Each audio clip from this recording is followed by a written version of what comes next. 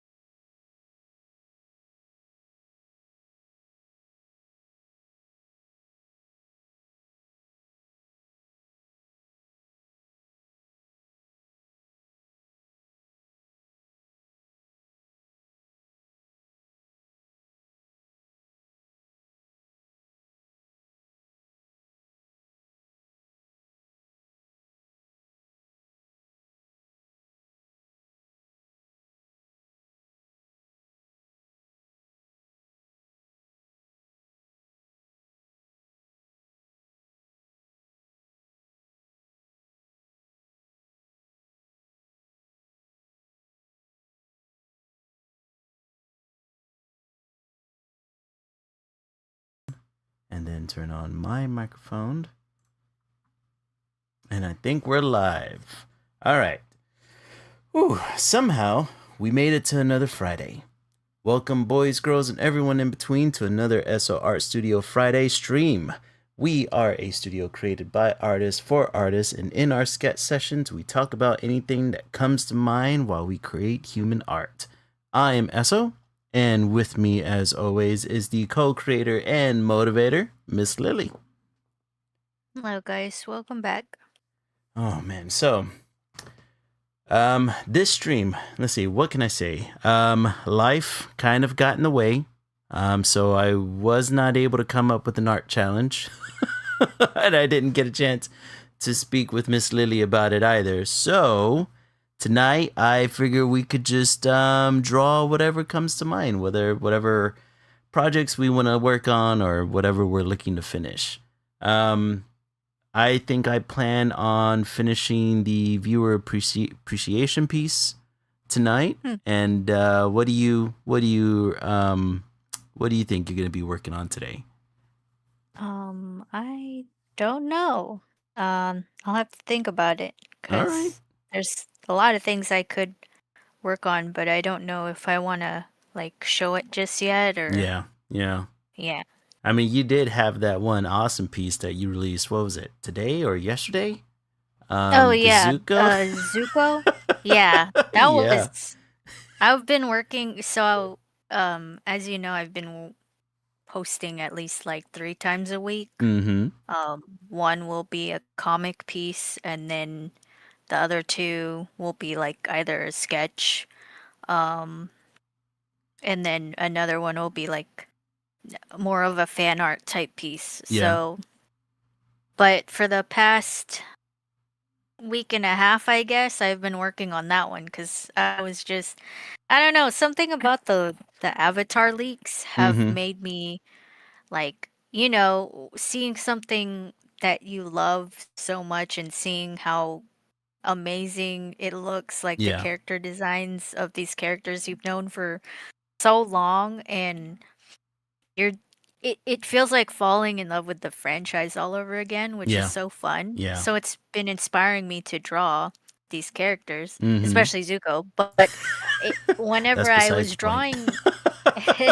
whenever I was drawing him, I was Uh-huh. like, sometimes my art of drawing like just humans in general kind of Mm-hmm. looks a little funny. So I was just like, I gotta, you know, maybe hone my style a little bit more Mm-hmm. and then also just practice what is it?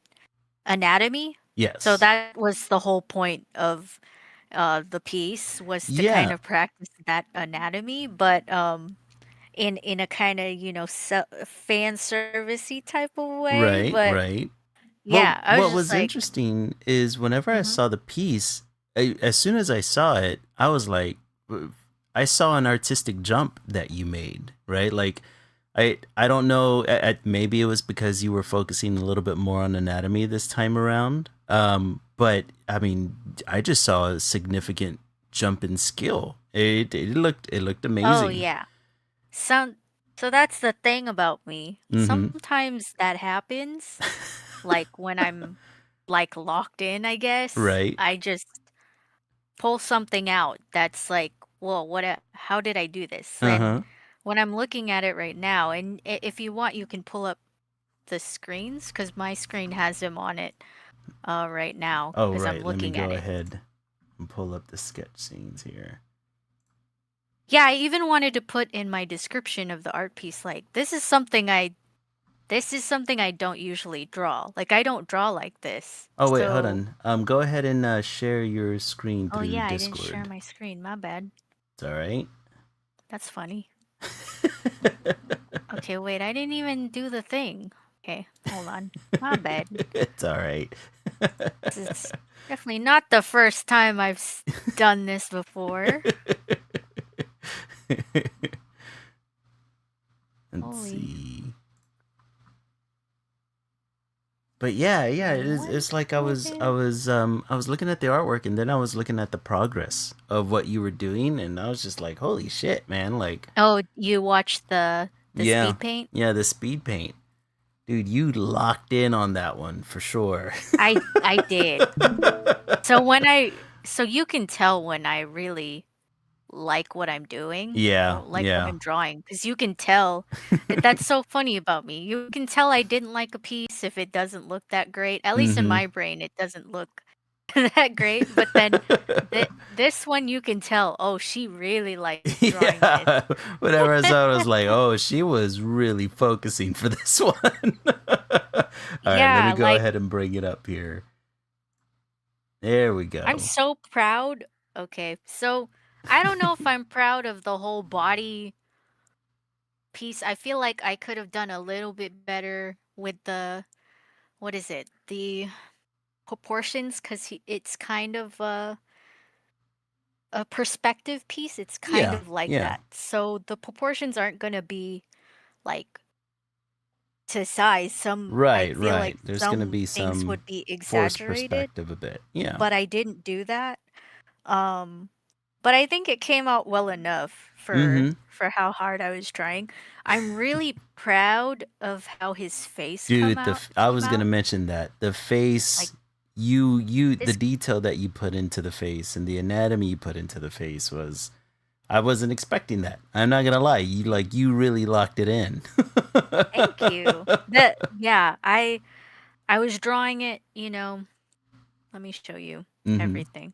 So, let's do gonna look a little weird for a bit. So the sketch, you know, Right. I did I I kind of formed out the face here, Mm-hmm. and then you can see my line art. Like even my line art is so good in this piece. I don't know Seriously, what I dude. did. I don't. I have no I don't idea know, what I did. Look man. at that. That's so good. Right. Look at that. It's he's beautiful.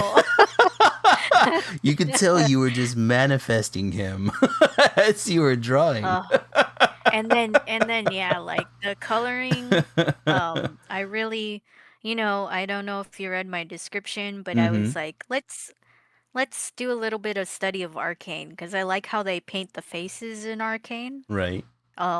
Just in general, I really like how they do the painting, but the painting for the faces in Arcane, it's so like it looks very 2D painted, but Yeah. it's got so much dimension to it. It shows the the just the what is it There's called? The plateaus, the yeah. curves and everything in There's the depth face to it 'cause for sure. yeah. Mm-hmm. Um so I think I did that really well, especially in the nose area. I'm so proud of that.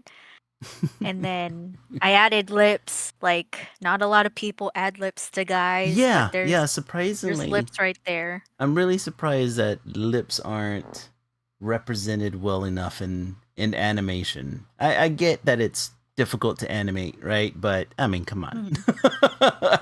That But I also makes a think person it's sometimes. like, Mhm. yeah, I think it's, 'cause in animation, the mouths are over exaggerated, so Mhm. to draw lips over it is kind of weird.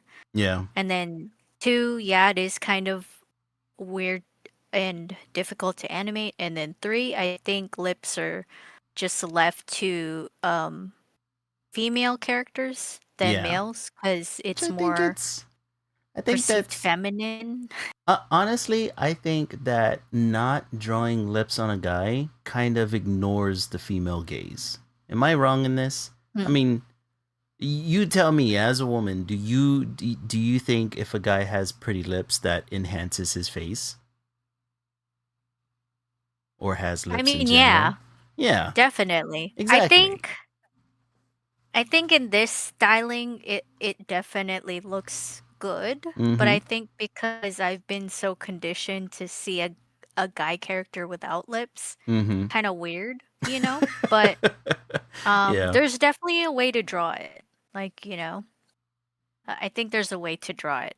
Mm-hmm. Um, Dude, he even got the veins in the forearms and oh everything. yeah, Jesus. I'm so proud of this arm. This arm looks so good. And I even added hair. Mm-hmm. Like Mm-hmm. I added a little bit of hair I like it, because like that it. Show his men manhood and coming in. women, yeah, men and women have hair on their arms, just Exactly. so you know. But it's more like, popularized with male With characters, the so I guys, added right? it. Mm-hmm. Yeah, but I just, oh, so proud with this one. You locked It's in, man. It looks my amazing. baby. Thank you. Let's see. I think that's part of the reason why I don't know what to work on today, because just like I did this over the course of a week and a half, and Right? now I'm tired. It's like, what am I gonna do now? Hmm. Now what? I Right? did it. So now what? That's why I try to, like, whenever I'm creating a piece, even if I'm doing it in the middle of the week, I try to record the process if I can, because otherwise it's like I don't know if I'm gonna burn myself out by the end of the week. Mm, It's weird, right? Because it's like I love doing art, but you can most definitely kind of like burn yourself out. I don't know if that's a neurodivergent thing, or if it's like just like with this piece that you did and how you locked in on it, right? Like your brain was just like, mm. boom, I'm gonna do this, and then you create it, and then at the end of it you're like, so how did I do this? Yeah, I don't know. I have no idea. You surprise yourself. Like honestly, if I didn't have it on my iPad, I probably would have thought I That- didn't do this. right. That's not my work. I don't draw like that. Dude, why do we do that so often as artists, you know? We do that a lot, I think. We Like draw how something. amazing, and then you're Mm-hmm. just And like, then I we didn't do that. question whether or not we could do it again. Oh yeah, I do that all the time. Like I'm kind of scared I won't be able Yeah, yeah, to same. keep You know, doing this art style. yeah, yeah. Like they keep telling us, like the more we practice, the more we practice, the more comfortable you become. But it's like it really doesn't feel as if you ever really become, or maybe it's just a me thing, but it never feels like I really become comfortable with what I can do and how I do it. You know what I mean? Mm. Like most of the time, it just feels like whenever I'm drawing, I'm just kind of like just tackling it as I go. And it's like if something emerges from it, awesome. But otherwise, Mm. I might forget what I did. A couple of days from now, or a week from now, or whenever I decide to do a new piece again. Like Jesus, I don't know. I don't know. Let's Still see blank here. canvas. But otherwise, um, let's see. So, before we get into the drawing, let me just get a little bit of housekeeping out of the way, of course. If you're watching the stream, be sure to join us in chat. It lets YouTube and Twitch know that you're here and counted. If this is your first time watching us on Twitch, hit that follow button. And if you're watching on YouTube, be sure to hit the like, subscribe, and bell so you get a notification next time we go live. If you take a look at the chat, you will see the links to Miss Lily's socials, both her Instagram and her TikTok, where you can find these pieces and more, because she does release a lot more pieces than you see on the stream, folks. You want to check that out. And you can find her at Lily Lilac Draws, all one word, or click on the link in chat. If you want to see more clips of the streams, notifications whenever we get VODs, artwork that I'll release, or possibly donate to the studio, be sure to go to the link spree that we have in chat, and that'll take you to all of those links. But otherwise, let's go ahead and get into drawing today. Let's see here. Man, a lot of stuff. Well, a few things happened over this past week, besides all the geopolitical stuff. But I had noticed that we got an update to the Paramount Warner Brothers merger. Did you hear about this recently? Oh, I have no idea. What Okay, happened? so apparently, Paramount Paramount got hit with a 110. Um, hold on, hold on. I'm sorry. Paramount Skydance Corporation was sued in federal court by consumers who were seeking to block the company's $110 billion acquisition of Warner Brothers. And allegedly, the proposed deal will harm competition in the premium video distribution market and lower quality national TV news and lead fewer theatrical films, or at least that's what this uh, suit Lawsuit? case, yeah, the lawsuit is claiming, right? So Hmm. whenever I was looking into it, apparently it's consumers that brought this to a civil court, and by doing so, they're looking to block the merger. From what they said is What? that, let's see, according to their claim, the proposed acquisition increases Paramount's ability and incentive to raise consumer prices and worsen consumer facing terms, reduce theatrical output, and diminish independent editorial rivalry and the quality and diversity of news programming. Um, and that was a complaint that was filed by the Northern District of California. Um, so yeah, apparently this is a lawsuit that was brought by like actual moviegoers and TV news consumers, and they're essentially just trying to block the merger from happening. I thought that was interesting because this has a real chance of like being the thing to stop this merger. Wow. I didn't know. Wait, so it's consumers who are Mm-hmm. suing them? Yeah, it's a civil suit. Yeah, yeah, Hmm. because it's like, obviously it can't go to criminal court because no crime is being committed, but citizens can bring a suit to civil court and it have standing in the overall merger, which I didn't know that was a thing until recently. So Yeah. So it's yeah, just a compilation of people yeah, who came forward and are like putting money towards stopping the merger? Is that what that essentially is? Or yeah, what? yeah, Like, exactly. I'm trying to wrap my. Oh, okay. Yeah. That's interesting. Yeah, I thought that was really interesting because it kind of looked like the deal was going to go through one way or the other. And for the most part, I thought that outside of like maybe the DOJ stopping the merger, I didn't think that there was any other avenue anyone could take in order to block it, right? But apparently this Mm-hmm. is one other way.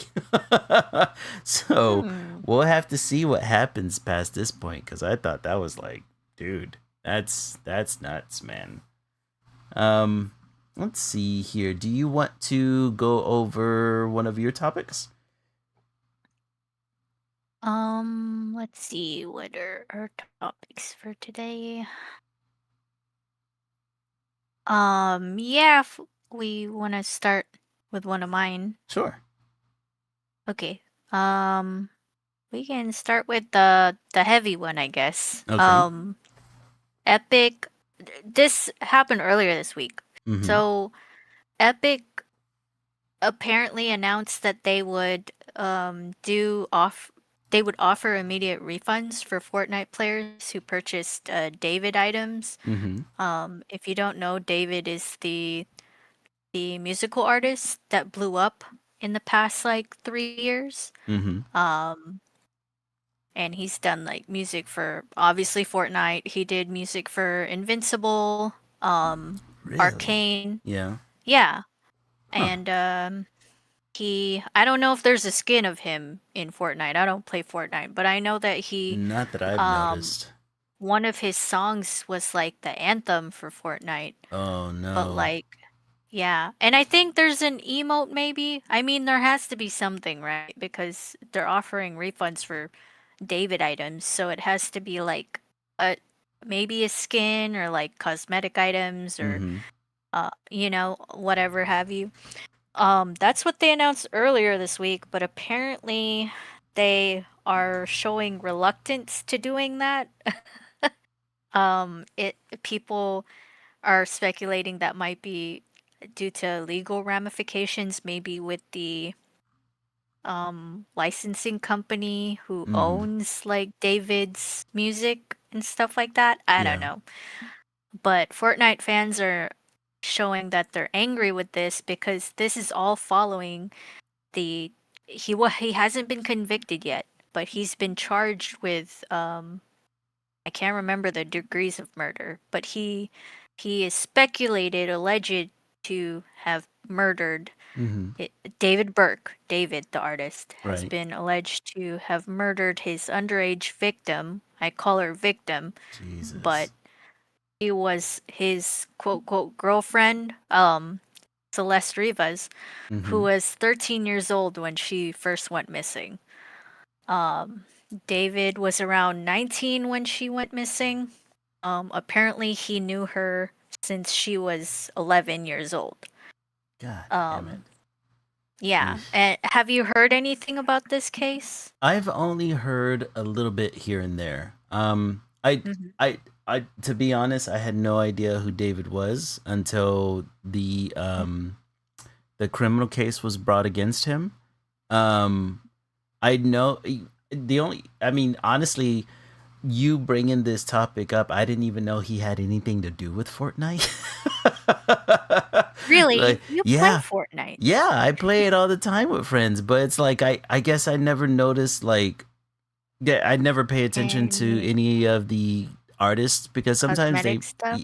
well, sometimes they bring like really or to me, right, they bring up really obscure artists into the game. So like Mm. some like right now there's this singer named Lale or Lufe or something like that. And she's Oh, Laufey. yeah, yeah, yeah. And she's Yeah. in the actual game and if you go up to her, you can buy stuff from her and you go up to her and she has this one line that says, "Well, my name is what'd you say, Laffy? Laufey? Yeah. Laffey? Yeah." And she's I actually like, don't know how to pronounce her name, "Yeah, but I have no idea." But in the game, she tells you how to pronounce it, and I was just like, oh, "Okay, really? yeah." I And should so probably look that up because I have no idea how to I pronounce have her no name. idea either. And Yeah, like I her just music is all over the game mhm. right now, but Hmm. I don't really pay attention, especially if it's not an artist that I'm terribly familiar with. So Yeah. whenever this happened, I was just like at first I heard about the criminal case and I was like, Jesus, man, like the way they found the victim and I mean like he went through like this painstaking I mean like this was just overall premeditated, especially everything that happened afterwards, you know, or allegedly. Um but yeah, that was the first time I had ever I know whenever I play with my friends, my brother brought it up one time, but I had no basis for what he was talking about. Mhm. But Yeah. whenever I started looking into it, dude, it's sickening to say the least. Oh, it's horrifying. Mm-hmm. Like, they found her body already decomposing, obviously, Golly, in yeah. his Tesla that was parked in like a um not so much public parking space. I think it might have been, but Mm-hmm. because that's how they found it. Like someone parked near the his Tesla, and they're like, "Hey, there's this really weird smell coming from this Tesla." Mm-hmm. Found her body decomposing. It later came out that her body was chopped up into pieces. God damn Um it. they Yeah. found on rec they found on his record that Mm-hmm. he ordered like chainsaws from Amazon Yeah. and like a pool floaty or like a blow up pool. Yeah. I guess that's what he used to. to cut up her body, and Jesus they, Christ. and people are like defending him, like, oh, that he couldn't have done this, Mm-hmm. um, this and that. But there's so much evidence that's pointing to him being the murderer. He even like, and so many ties to her. Like Right, they were right. on live streams together. Um, they, uh, what was I going to say? There's just so much evidence that he and her were together, you Right. know? Oh, she was also in a music video, I think. Oh my God. I think he also has like this dark persona that he likes to personify in his music videos, and it Mm-hmm. kind of like he kind of showed that that's what he was going to do with her. Yeah. And oh my gosh, like It is just most looking to it definitely into it. premeditated. That's Yeah, what it like sounds like. it's crazy. And it's crazy to even hear that people are trying to defend him. Like Yeah, I that's think that's nuts. that is nuts. And I think, I'm pretty sure there are people saying, "Oh, they were both kids." Like, he's pretty young, like to be 21. But and I also think, if you're younger than 25, you're still mentally a kid. Like Yeah, you yeah, you for shouldn't be sure. doing anything. Mm-hmm. Like Yeah. but let my argument is like, especially with large age gaps where Mm-hmm. people are dating, oh, you have to look at what stage of their lives that they're currently in. Yeah. Celeste was in middle school and David God damn it. was supposed to be finishing up high school. Like they shouldn't even be friends. Like they should not be talking. Like Yeah. Yeah. like if he God. met her when she was 11, Mm-hmm. do not talk to her. Like I don't understand. he It's like how old was she? Or presently, how old would she have been? uh they found her body when she, well, I said here that she went missing when she was first 13. Jesus. See, the thing that baffles me is that even though this David guy is a young artist, like how could they let somebody so young even be in his music videos? Like where are the adults? It's Yeah, like where is anyone saying like, "Hey, yeah, how like old this are is you?" weird, bro. Like, and if you this is the thing with like this younger generation now. I don't know if Mm-hmm. it's my eyeballs. I don't know if it's because I look the way I look, Mm-hmm. but this generation right now, like if you look at her, she looks maybe like 16. Like she's pretty Yeah. tall for a 13-year-old. At least to me anyway, Well, right? I'm right But there with you, man, because it's like I've gotten to a mhm. point where whenever it's almost like I look at some people and I'm just like, oh, it's just a baby. That's just a baby, right? And they're Yeah. probably like 18, 20 years old, but they look like a baby to me, you know? So, Well, to me, I think they look a little bit older. Like so she's 13, right? When she mm-hmm. went missing, Yeah. they knew what she looked like, and she looks older to me. She looks older than that. However, Oh. she does not look older than 16. So if she Oh does God. not look older than 16, Yeah. why is no one asking her, "Hey kid, how old are you?" Like, Yeah. Yeah. and then she could say like, "Oh, I'm this or that." Mm-hmm.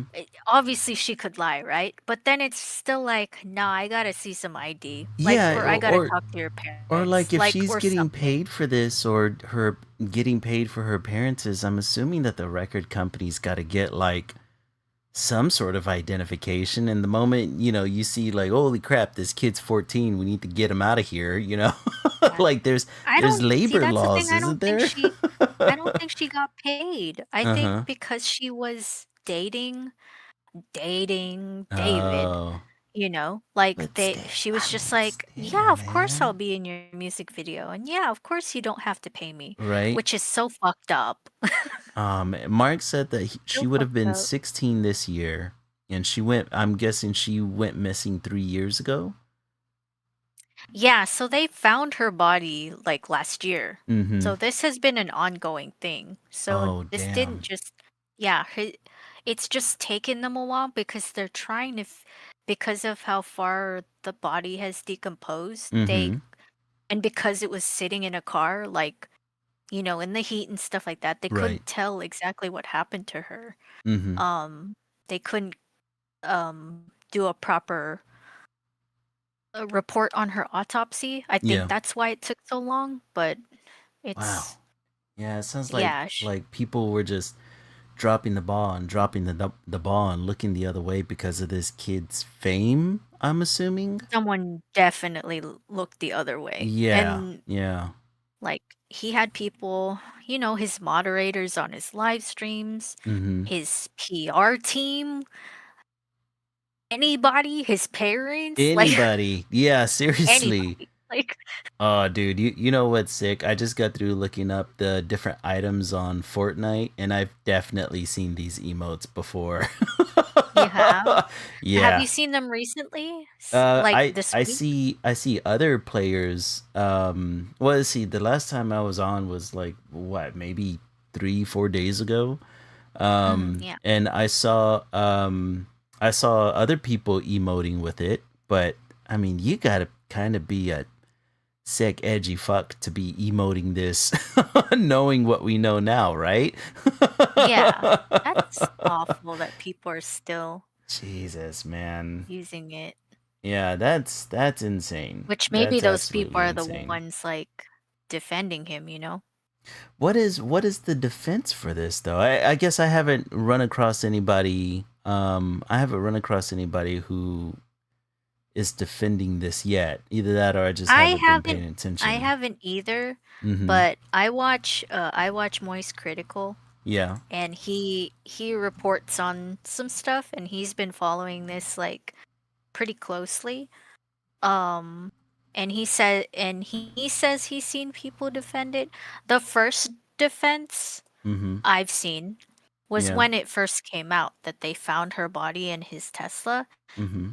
They said he couldn't have done it because he was on tour at the time that the car was found. Oh. Yeah.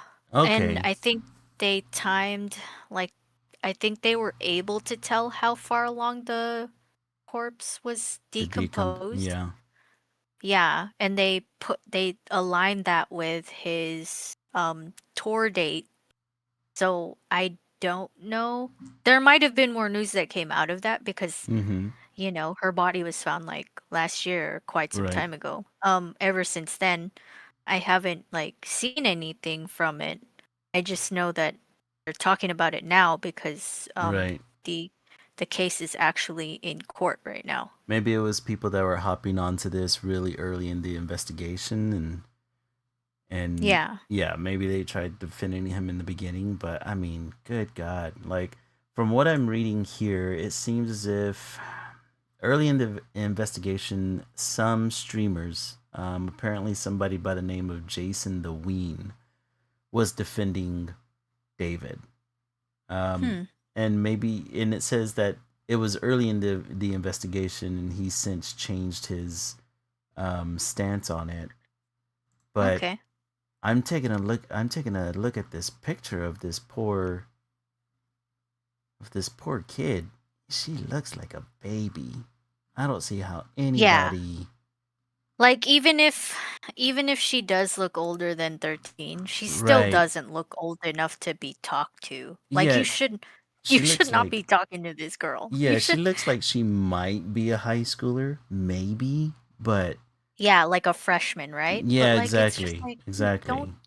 freaking no. Like Oh my god. And see, and so poor girl. whenever these two were, I guess, dating, this David guy would have been what, 19, and Yeah. she would have been fuck man, she Like would have he's been well out of 13. he's well, yeah. Yeah, Well, legally he speaking, knew her. he's an adult, and she's Yeah, most he knew definitely a her. minor. He knew her when she was 11. Mm. 11. Like I mean, let's see, what is that age gap? ugh. That's about what, about 6 years between them. Ugh. Oh God, it's such a weird. That's That's still crazy that's so because weird, he's man. graduating high school. Yeah, and he's She's not talking even to out this of middle middle schooler. school. Ah, Like dude, he was a don't menace talk to before he was her. ever even famous. Yeah. Uh, fuck, I think they even fuck. found child porn on his stuff. Oh Like no. I guess which nobody oh should sorry, be. I said the no words. It's But all right. I I guess no think one they should found that be stuff on his surprised, huh? Mhm. Oh my Disgusting. god, I dude. lock him up. Yeah, yeah, Lock lock him up him up. for life. Throw away the key. Yeah.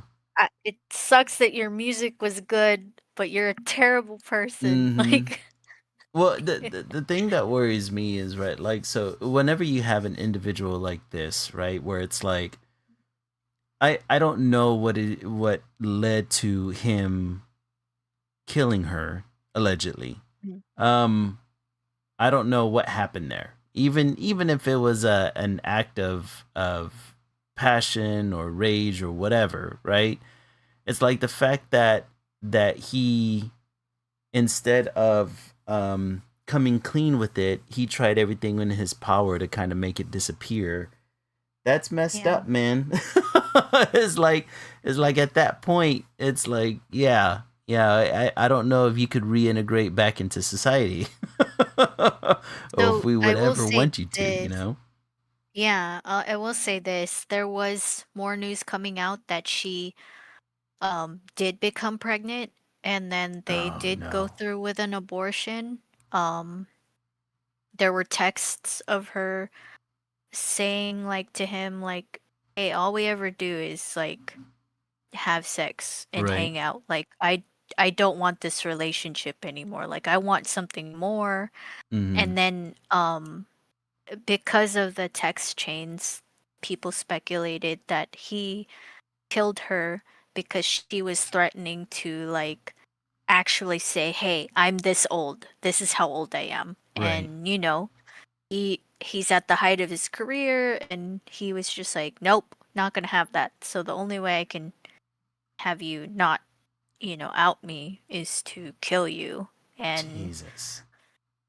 that's just that's so fucked. Yeah, Like that's super and this fucked, poor man. girl, this poor girl, like she's just being a victim and she's just speaking out saying she just wants a better relationship, but oh my Mm-hmm. gosh, like everything about it is just she was fully a victim. Like there's oh, like if there are people defending David and they're not thinking about this this poor girl, like Mm-hmm. this victim, that's crazy. That's insane to me. So apparently he's being charged with first degree murder, um, Mm. and continuous certain acts, lewd and lascivious acts with a minor, Wow, it's a and of new course word. mutilating a body after the fact. Yeah, Jesus. And yet he still pleads not guilty. How is that? How? yeah. She has super close ties to you and was found in your car, my dude. And you're not bringing up many good arguments that you didn't do it. So Mm-hmm. it's just Mm-hmm. like, Wait, is he nah, gonna dude. go for the insanity plea? Like, for fuck's That's what sake. I'm afraid of, actually, that they're gonna do that because they're gonna argue that this young man Mm-hmm. um is has deep rooted mental issues that he can't be um convicted of this crime. Right? So, like he Oh just needed no. help, this, that, the other. He did You have know what? CSAM material on his phone. 40 terabytes. Bro, how do you get 40 Terabytes terabytes? with a How? T. With the T. Yes. How? How? That, That's disgusting. dude, a movie, a full-fledged 4K movie barely takes up barely takes up a couple of gigs. Tera 40 terabytes, bro? Oh, Jesus Christ, dude, that's not. No, this guy was messed up in the How head again? way Who before. did not? Who who was around him and was just like, "Yo, dude, Jesus, man. you all right? You're kind of you're Yeah, kind dude, of a little it sounds weird." like Like, a lot of people were sweeping stuff under the rug for this let me see. guy. Are his parents alive? Like, Oh my god. no, yeah, his parents are alive. So apparently the former federal prosecutor believes this David's guy's defense is that he's claiming that Celeste Yeah, accidentally died from an overdose and that he panicked and then decided to do what he did. I decided to cut up her body, Yeah, I've decided to never just not go yeah, to the I've because never it's not panicked and decided to wow. That dude, that is not something that you do out of panic. Out of panic, you run, right? It's flight or yes. fight. Yeah. Whenever you're panicking, a good majority of the time you run. You get as far away from the incident as You possible, and you then maybe you think fess up to to it later or something to that degree, yeah. right? You You don't don't sit think there and to yeah. go on Amazon, "I'm gonna order a couple chainsaws. I'm gonna order a pool, It's like, listen, me an guys, inflatable what we pool. got to do. I go on tour at this time, so Oh no my one's gonna god. expect me." Oh That's man, there's disgusting. no way. There's no way, dude. Apparently he met her whenever he was 18 and she was 13, so he was most definitely fucked in the head. There's no way he wasn't. Oh god. Yeah, yeah. Just I don't even know. I don't even know if That yeah, that being said, I don't know why Epic is not being like, "We don't care about the legal ramifications. We're not keeping this piece of shit stuff on our property," well right? aren't Like, aren't they taking him off the game and refunding players now?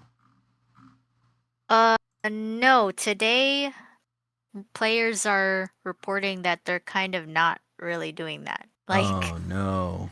yeah, today, sorry, I should have said that was the update. Uh-huh. Like earlier this week, the news was coming out about the trial, Yeah. and Epic did announce something like that. But Right. then today I read an article saying that um they're not really doing anything about the Hmm. the David merch. Yeah, yeah, I'm reading that here. So apparently, as of the 30th of April, they haven't completely removed his content. They have taken significant steps to hide it and offer refunds Yeah. following the criminal charges. It's hidden by default, which means players can't use the emotes associated with him or the music associated with him. Um, it seems as if there is a couple of items that remain in some players' um, lockers, and that can range anywhere between his music. I don't know if he had a character or not. Um, Let me see.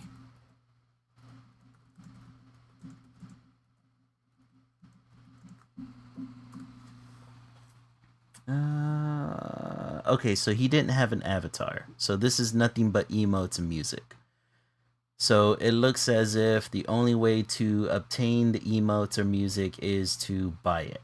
So whoever bought it is getting a refund for it, but people are still saying that their David locker bundle, some of them are still finding it in their lockers. So maybe it's a situation where they haven't been able to completely scrub it, but they're trying to.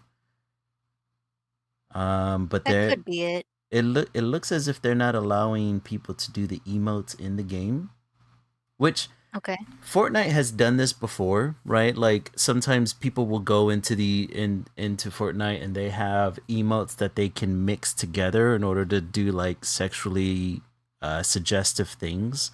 And Hmm. Fortnite has gone in there and they have like disabled an emote from being able to be performed near another character. Um, Particularly, there is Chung Li from Street Fighters in the game, as well as Yeah. Kim Kardashian.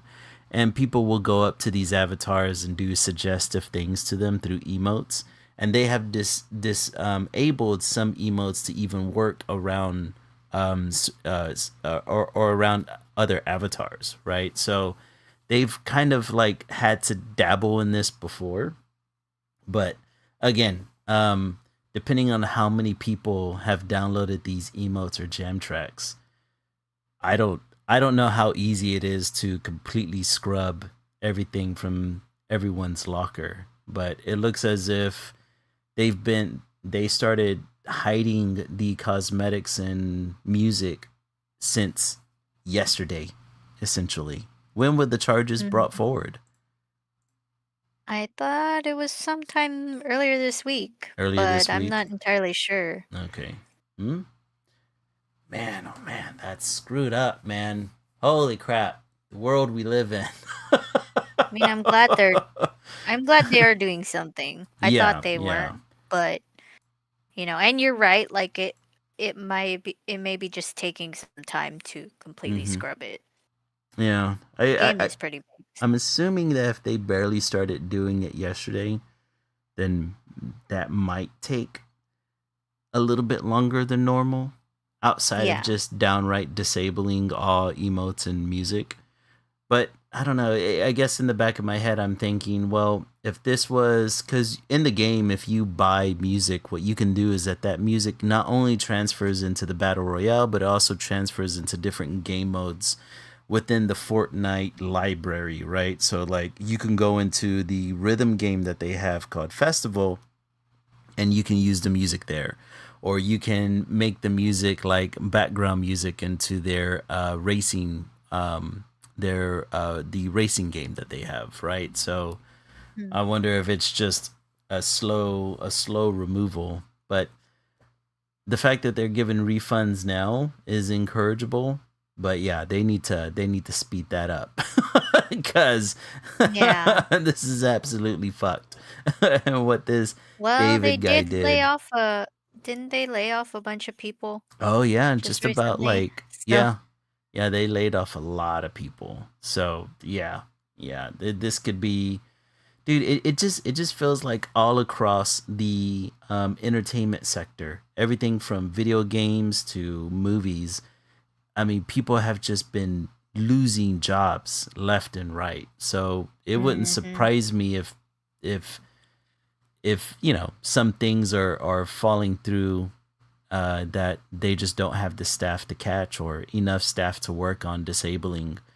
Because I can only assume, man, that if you've got like an emote, because the way it works is that whenever you set your emotes in the game, you can set it for individual characters, right? Each character can have a set individual emote that you apply to it, and whenever you change a character, right, the emotes change with the character. So I can only assume that there's millions of accounts out there that could possibly have this song attached to their character.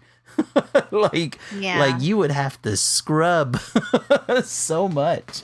Oh man, the Mhm. player base, and then you know how gamers are, right? Anytime a gaming company starts screwing around with their builds or their metas, right? They start losing their shit. So I don't know. I don't know. That's insane.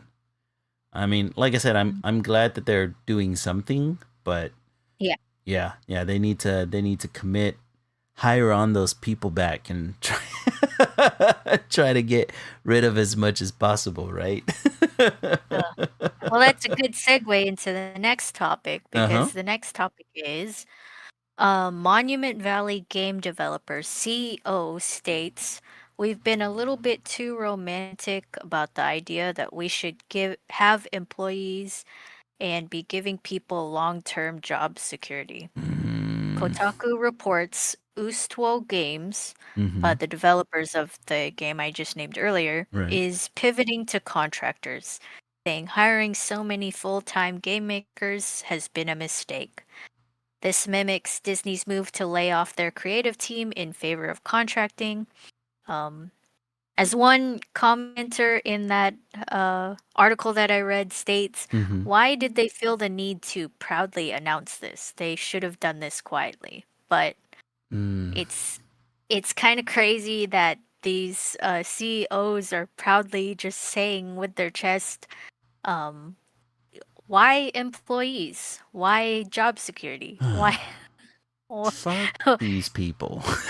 In an age where people are gaming more than ever, Yeah. people are consuming medias, movies, Mm-hmm. cartoons, shows, anything more than ever because Yes. of our accessibility to it. Mm-hmm. They are feeling the need to cut the people who make them. And Like, and the worst part is they feel as if they're being good businessmen by doing so. And that hmm that pisses me off to no ends. It's like, hmm oh, my company made blah blah blah so much in profit because we cut 1,000 employees and so therefore we were able to save money. Like fuck you, man.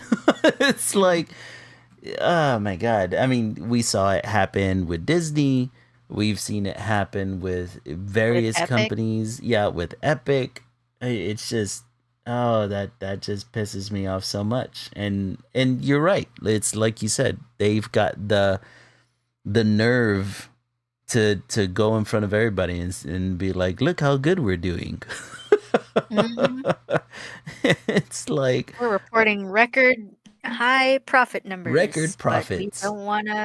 we don't want to reward the people who are giving us essentially that profit. Nope, We don't want nope. to reward people with what did they say? Long-term job security. God damn it, man. Fuck. A Just little bit too fuck. romantic with Yeah. offering people the ability to live. Like, what do you You mean? know the Off of thing their is hard work? yeah, the thing is you hear shit like this, right? And then they're gonna be the first to act like, have the Pikachu surprised face whenever shit hits the fan and people get tired of people get tired of not having enough money and then these guys getting ridiculously rich. The part I don't understand, and this is what's always pissed me off about uh topside economics, right? This idea of trickle down. It's like these CEOs and these business owners realize that the shareholders aren't the ones that keep the company afloat. It's the people who buy their product, right? Mm, So it's like if nobody can afford to buy your product, it it doesn't matter how much shareholders made last quarter. You know what I mean? Like mm. like your company's going to tank if there's nobody around to Yeah. buy. And it's just oh god, it just feels like it's putting the carriage before the horse. And you can't help but to be pissed. I'm pissed, I say. I can't. Yeah. All this stuff is Sweating. so infuriating. And then it always hits. It always hits. Why is it that creatives are always one of the first ones on the chopping block? I don't understand how society doesn't seem to get that They don't nothing in this value the world. But that's the part I don't understand, right? Like nothing in this world would exist in the state that it exists now if not for creatives and artists, right? hmm If it wasn't for creatives and artists, we would be in this, you know, uh, uh, plain gray square buildings, just the ugliest world known to man. Right? It's the artists and it's the creatives that translate, whether it be architecture or whether it be product design or whether it be marketing, whether anything within all processes of industry, you need that creative, you need that artist to be able to kind of bring out the best in it, right? It's hmm just god. And yet every time it seems as if they're the first ones to get chopped. And It's a tough time. It's a tough time to be an artist. Yeah. It's both it's both a great time, Mm-hmm. I think, because we're able to, share And and express enjoy ourselves. art together Yeah. it more than ever, but it's also just a a trying and hard time, Yeah. fight combating Economically AI speaking. and Yeah. yeah, Mm-hmm. combating AI and then just trying to like maybe earn some money off of it. Right. Uh, and then uh, back to the argument of AI, it's just Mm-hmm. like, you learn to do this craft, this Mm-hmm. skill to to enjoy with your in your leisurely moments. Um, but then like AI is just taking that kind of away Mm-hmm. in a sense. Mm-hmm. Kind of, but not really Yeah. because artists are still creating. But I think I kind of say that because I saw this picture, this comic, Mm-hmm. um, from this artist I see on Instagram, and Yeah. it's their little character drawing on the floor, outside, and this other character is right next to them saying like, "What are you doing?" And the guy's like, "I'm drawing." And Mm-hmm. then the other guy's like, "Why don't you do that with AI?" And they're like, "What's that?" And they're like, "You can do it faster with AI." And then Mm-hmm. they're like, "Why would I do that?" And the guy who's like says the AI thing is like, "So you can go do other things." And then the guy's like, "That's dumb." It's true. The reason why we're doing this is because we like doing it. It's Yeah, not a job to us. why would I avoid doing the thing I like doing to go do whatever the heck else? What else would I be doing? Like, It truly is a misunderstanding of like artists and and why we do what we do, right? Like, mhm, yes, we would love to get paid to do art. We would love to, you know, um uh make a living off of it. But at the end of the mhm. day, I mean, I think you and I are proof, right? We create whether we're getting paid or not. Yeah. And I think that's why these these companies take, first punish the creators because Mm-hmm. they're just like, "Oh, well, you're doing this out of passion, aren't you?" So, Yeah, jobs are for in some suffering, not yeah, for in some enjoying kind of yourself. fucked up way, they Yeah, don't want to reward the I think you're creatives right. Yeah. with this money. But then Mm-hmm. it's just like you said, nothing fun would ever be created if it weren't for creatives, so they deserve to be rewarded with Exactly. money. Yeah. Like we deserve to earn money Mm-hmm. from creating a more enjoyable, Yeah. Like lovable world. this might piss some people off, but the world rests on the shoulders of artists as well, right? Artists is just one of the disciplines that the world rests on. But needless to say, we're still part of that group. And it's just, I don't know. It like sometimes I think like I I think you're absolutely right. Whenever people see us enjoying learning the skill, whenever people see us dedicate ourselves to something that we love, all of a sudden it loses value in their eyes, and it's like I don't know. It's the dumbest perspective to Well, have. it's more like they get mad that you Mm-hmm. can earn money from something that you learn to enjoy, Yeah. like Mm-hmm. your passion Yeah. in a way that in a way it is that with them not saying it. Like I think Mm-hmm. that's them not it's like how people do the argument like, "Oh, burger flippers shouldn't make enough money to pay for rent. That's ridiculous. You should Mm-hmm. go get a real job." And it's Mm-hmm. just like, no. It's like Not it's like not look, what that fucking means. yeah, it's like listen here, man. You like burgers. You need somebody to make burgers.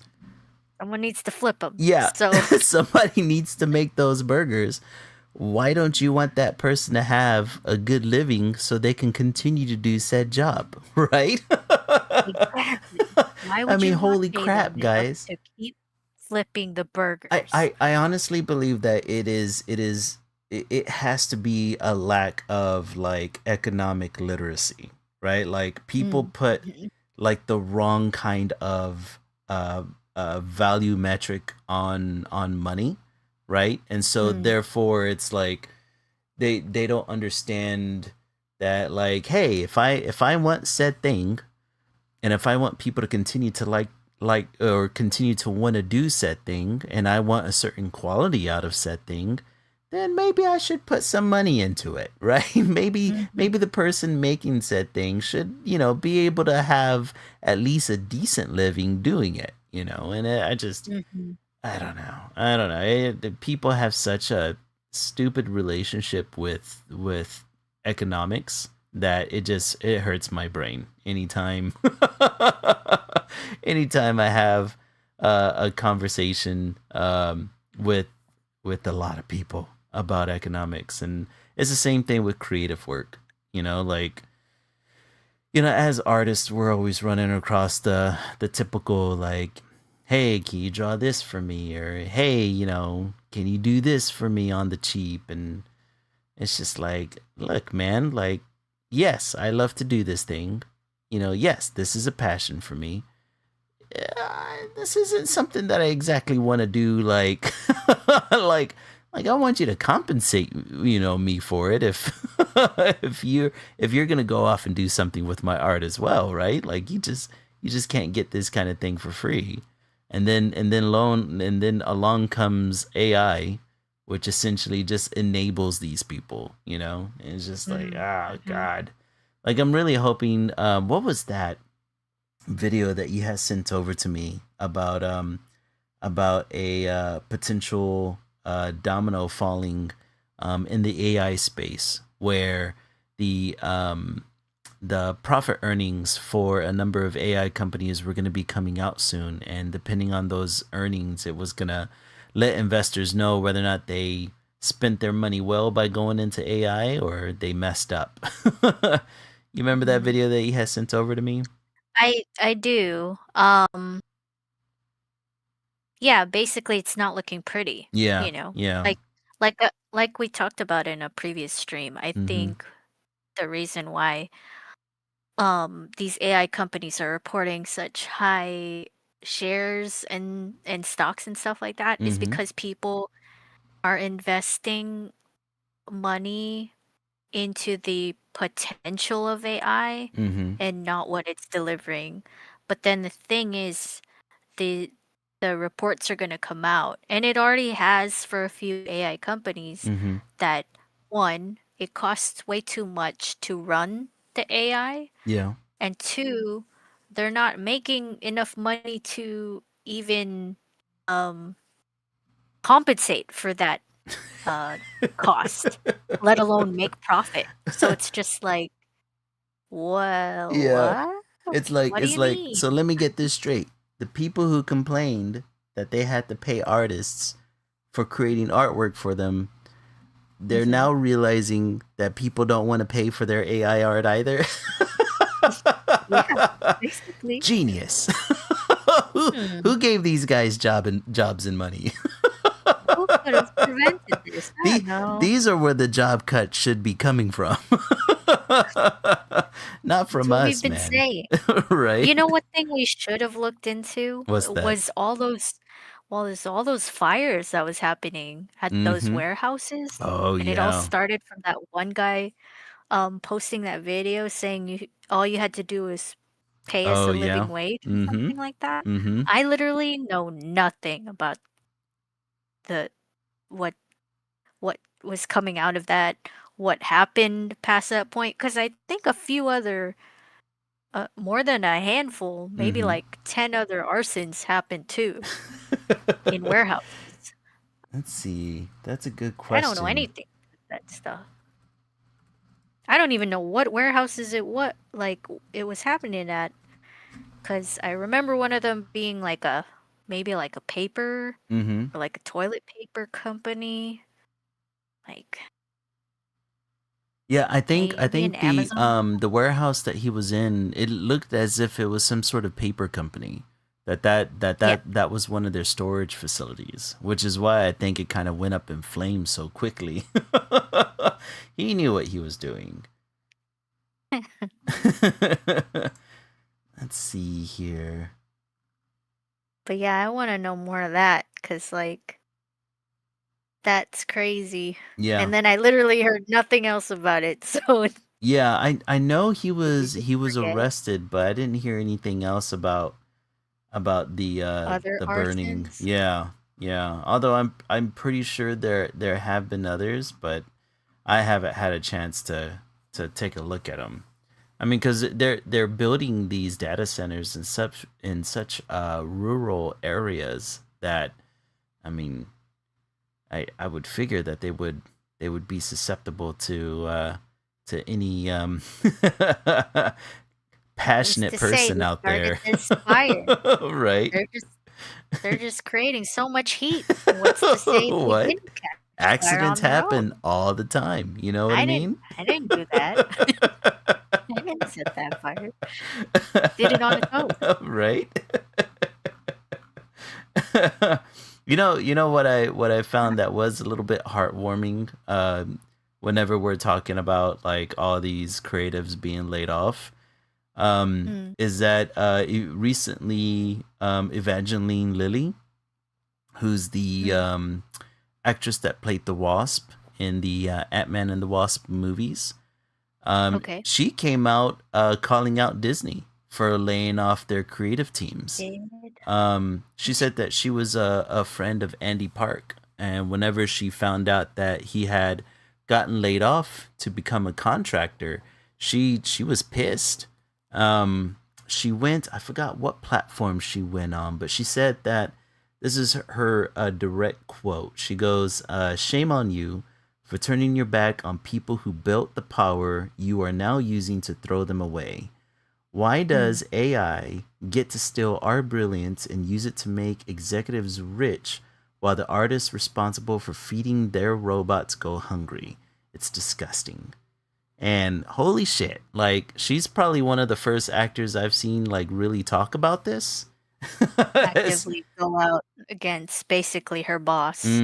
Exactly. Like good on her, man. Like that was a nice little silver lining in these gray clouds. Like I hope more big name creatives come out of the woodwork and start supporting these creators a bit more, because this is, yeah, it's absolutely nuts. I don't think anyone even really talked about like it was Disney didn't only do this to like the Marvel Studios, but they also did it to the Marvel comic book print too. A lot of Really? artists, yeah, lost their jobs because of this. And yeah, yeah, it was across the board. Like That's so weird. it's so crappy, man. It's crappy that it's like at the end of the day, oh, it's just business, you know? Like fuck, just I know that the economy's bad right now, right? Like I get it. You know, everybody's feeling the pinch and corporations are starting to feel the pinch too.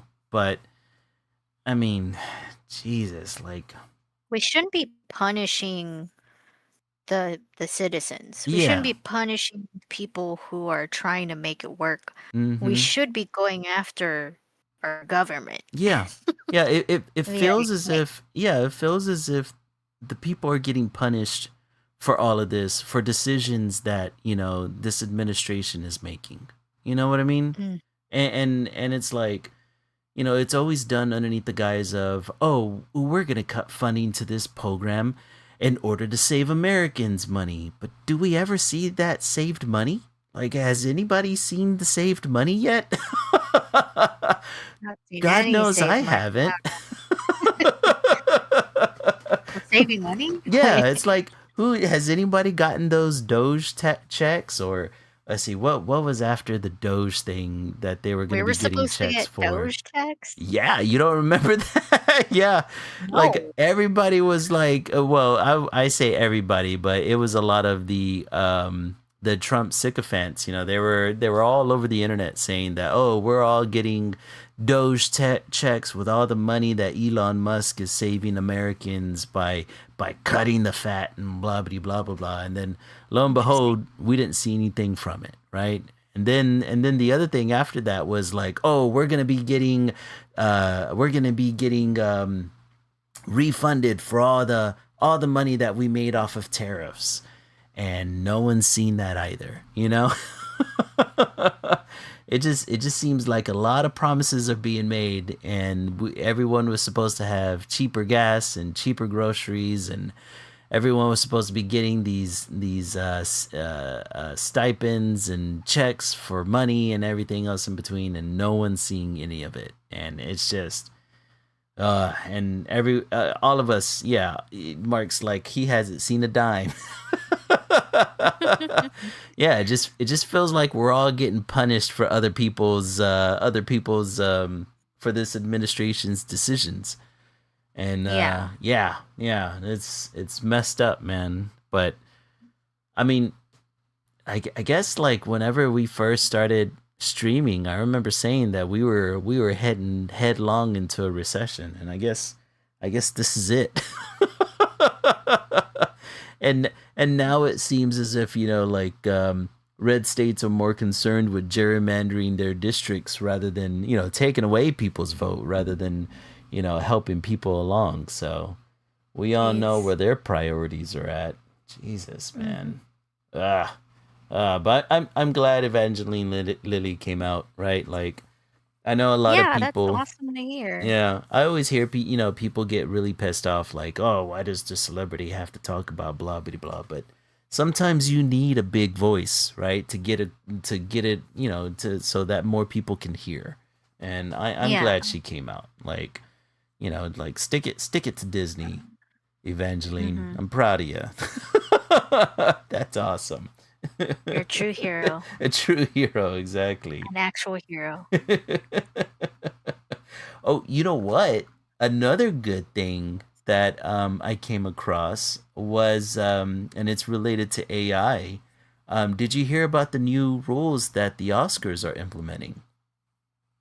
No. So apparently, what they're doing is they have created rules that essentially bans AI from ever winning an Oscar in their award show. Yeah. Oh, okay. So what they've said is that only roles that have demonstrably performed by humans with their consent can be nominated for acting Oscars, and screenplays Nice. must be human authored to qualify for a nomination.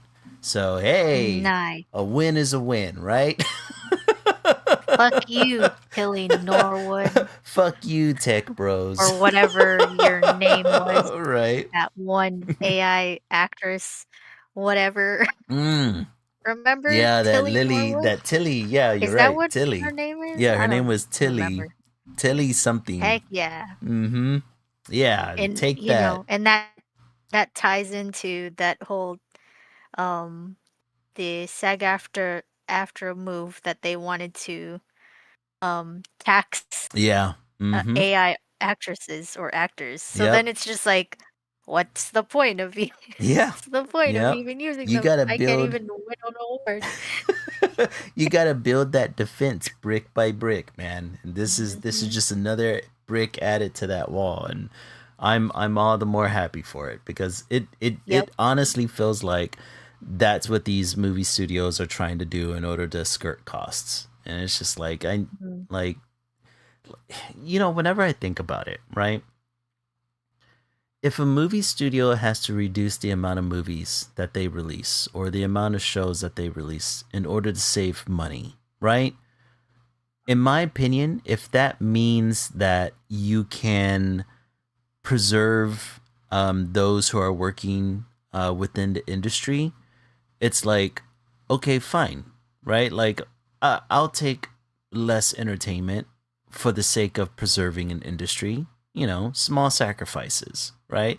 Granted, obviously, you would want more so that way you can employ more people, but I would rather there be like a cutback in the amount of movies as opposed to, oh, let's just get rid of this swath of employees and make them all contractors now, so now we don't have to pay them on a regular basis, right? Yeah. Like, I mean, I don't know. Like, sometimes I wonder if is this a societal problem, right? Like, are we demanding so much content that this kind of leads towards, what we're seeing now, right? Like, Oh yeah, definitely. mm-hmm, It's us living in a society that runs off of capitalism. mm-hmm, Um, Everyone is demanding things come out faster. yeah. Um, More content that's made Everybody generates more wants money. efficiency more so Yeah, than artistry. Yeah, yeah. yeah. Everyone wants to make money. Mm-hmm. The quickest way to make money is to make content faster, Yeah. and the fastest way to make content is to employ these cheap shortcuts or Yeah. to just contracting actual artists Mm-hmm. or To straight up because straight up abuse the artists. yeah, like every angle that you look at Mm-hmm. is to punish the creatives, Dude, I'm and not it's gonna all lie. because Yeah, I'm not mhm, gonna lie. This is all just kind of blackpilling me now, right? Like I first started noticing it in the debate between, like, animation, or the quality of anime. You remember a while back we were having that conversation about the quality of animation and how, like, we were talking about, like, how some of these studios in other countries are, like, straight up abusing their artists just to get the amount of quality out of them, right? And so in mhm, my head I was just like, yeah, I love the quality, but fuck studios for doing that to them. That's not cool, right? Like, pay your animators, let them have breaks, so on and so forth. And then, like, the more and more I start noticing it, it's just making me cynical as all hell. It's like, mhm, sometimes, for the sake of efficiency, it's just not worth it, right? Like, mhm, is this a, and a lot of it's just like consumer side, right? Like, we're demanding more and more, and I want a season every year now, or, I want like the highest quality animation here, and, but I want it quick and fast. And it's just like, we're just kind of like artistically and creatively killing ourselves for the sake of mhm, this weird demand that we're having. And, dude, like, it really is starting to black pill the hell out of me. mhm. Artistically speaking, you know what I mean?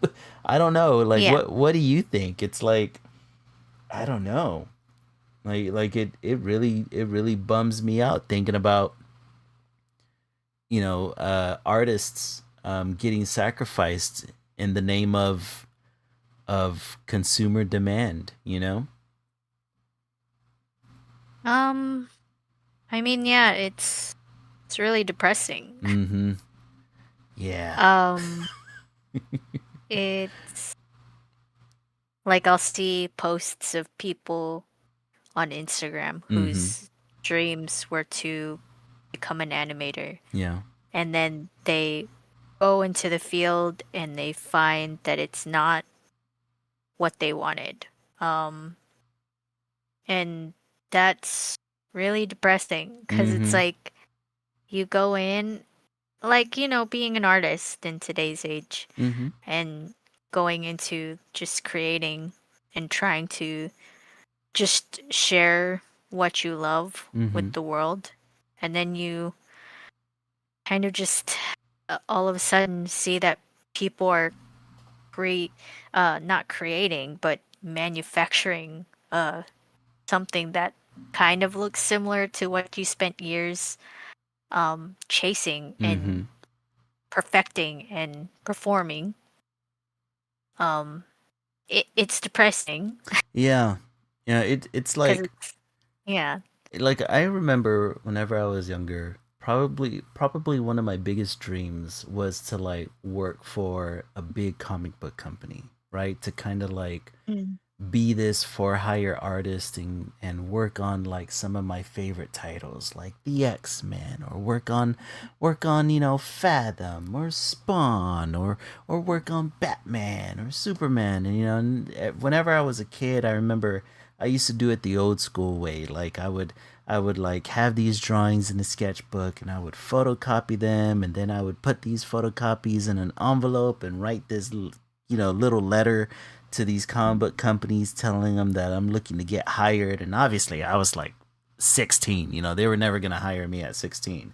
But I'm like sending off these letters and to get these responses back. And obviously the responses were always like, keep at it, continue to practice, and maybe one day. And but it's like as you get older and you start realizing the state of or the world that us artists have to live in, right? Where it's like, oh, if you're a for hire artist, everything you create is not yours.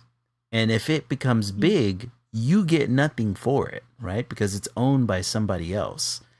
And even Mhm. if you create a character within this property, like you're not really going to get compensated for this. You're lucky if you get royalties, right? Or if you get a Mhm. credit in the movie, in the movie's end time.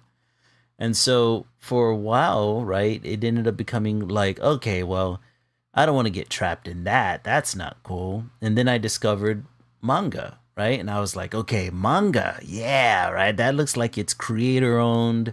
It's like it's these mangakas, they're the writers, they're the artists, like, they control their stuff. And then you one day you can have your own anime, your own show and whatnot. And then as you continue to learn more about that, you're like, oh yeah, but they have these assistants that they pay like shit. Or or yeah, Mm. yeah, they own the IP, but the production company, if it get the publisher of the manga, they have complete control over where the story is going, right? Or when if it gets picked up for an anime, then they have even less control over what's happening. It just feels like artists time and time again, if they create something out of passion, right, out of wanting to get a story told, out of wanting to express themselves, then money comes into it and completely sucks out everything that made the artist want It's to. fun. Yeah, exactly.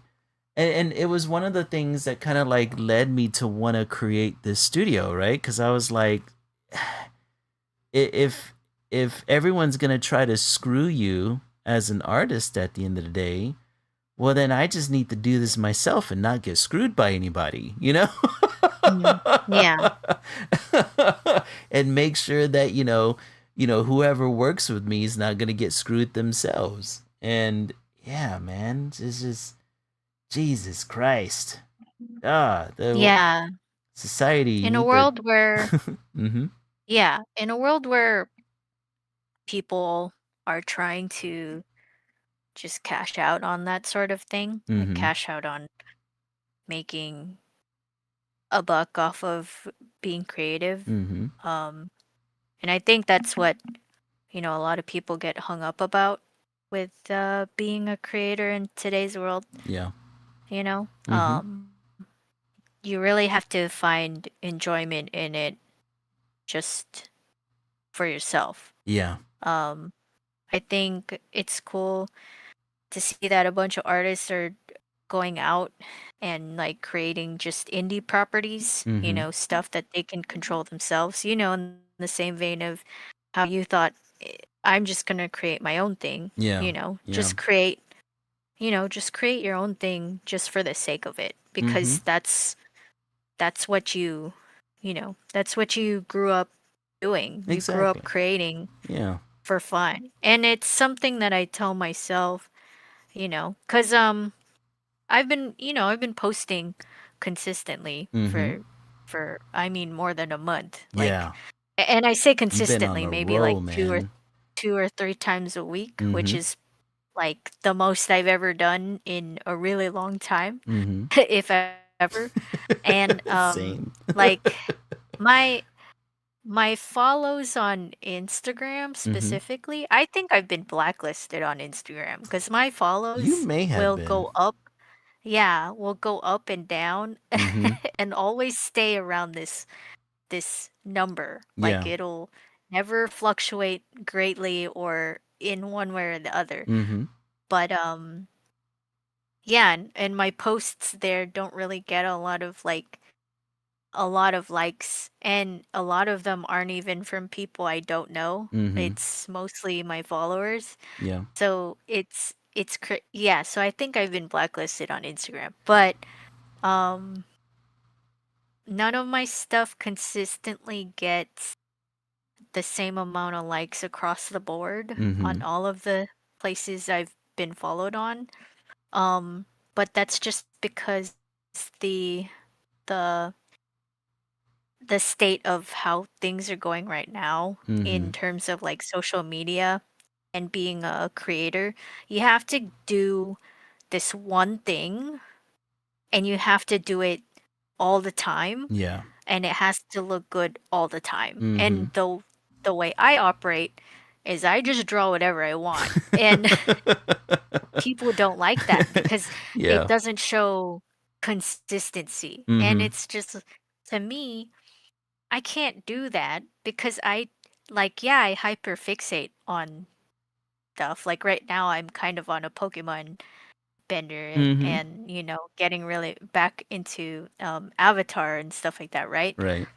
But it's just like sometimes I just like feel like drawing something else Mm-hmm. because that's what I've always done, you know? Yeah. Yeah. I just want to draw, Mm-hmm. and and people don't like that. The algorithm doesn't like that, and They're like, draw. it How dare you want things? yeah, how dare you enjoy something else other than the thing I want to see, you know? And it's to Exactly. me, yeah, to me I don't really get bent out of shape. Like, yeah, getting a lot of likes and getting Mm-hmm. people to say your artwork is really cool it feels nice, Oh, for but sure. at the end of at the end of the day, I have to remind myself, you know, that even though I'm in this society that rewards that one cookie cutter thing, Mm-hmm. that may earn you money, that doesn't serve me the most joy. So Mm-hmm. I'm just happy to do what I want to do, you Yeah. know? Like I'm just happy drawing, I and that's how it should be. I think you're right, right? Like I think social media punishes creatives because it's like you said, unless you're doing the one thing that stimulates the algorithm, right? Or you're just Mhm, consistently posting something every single day.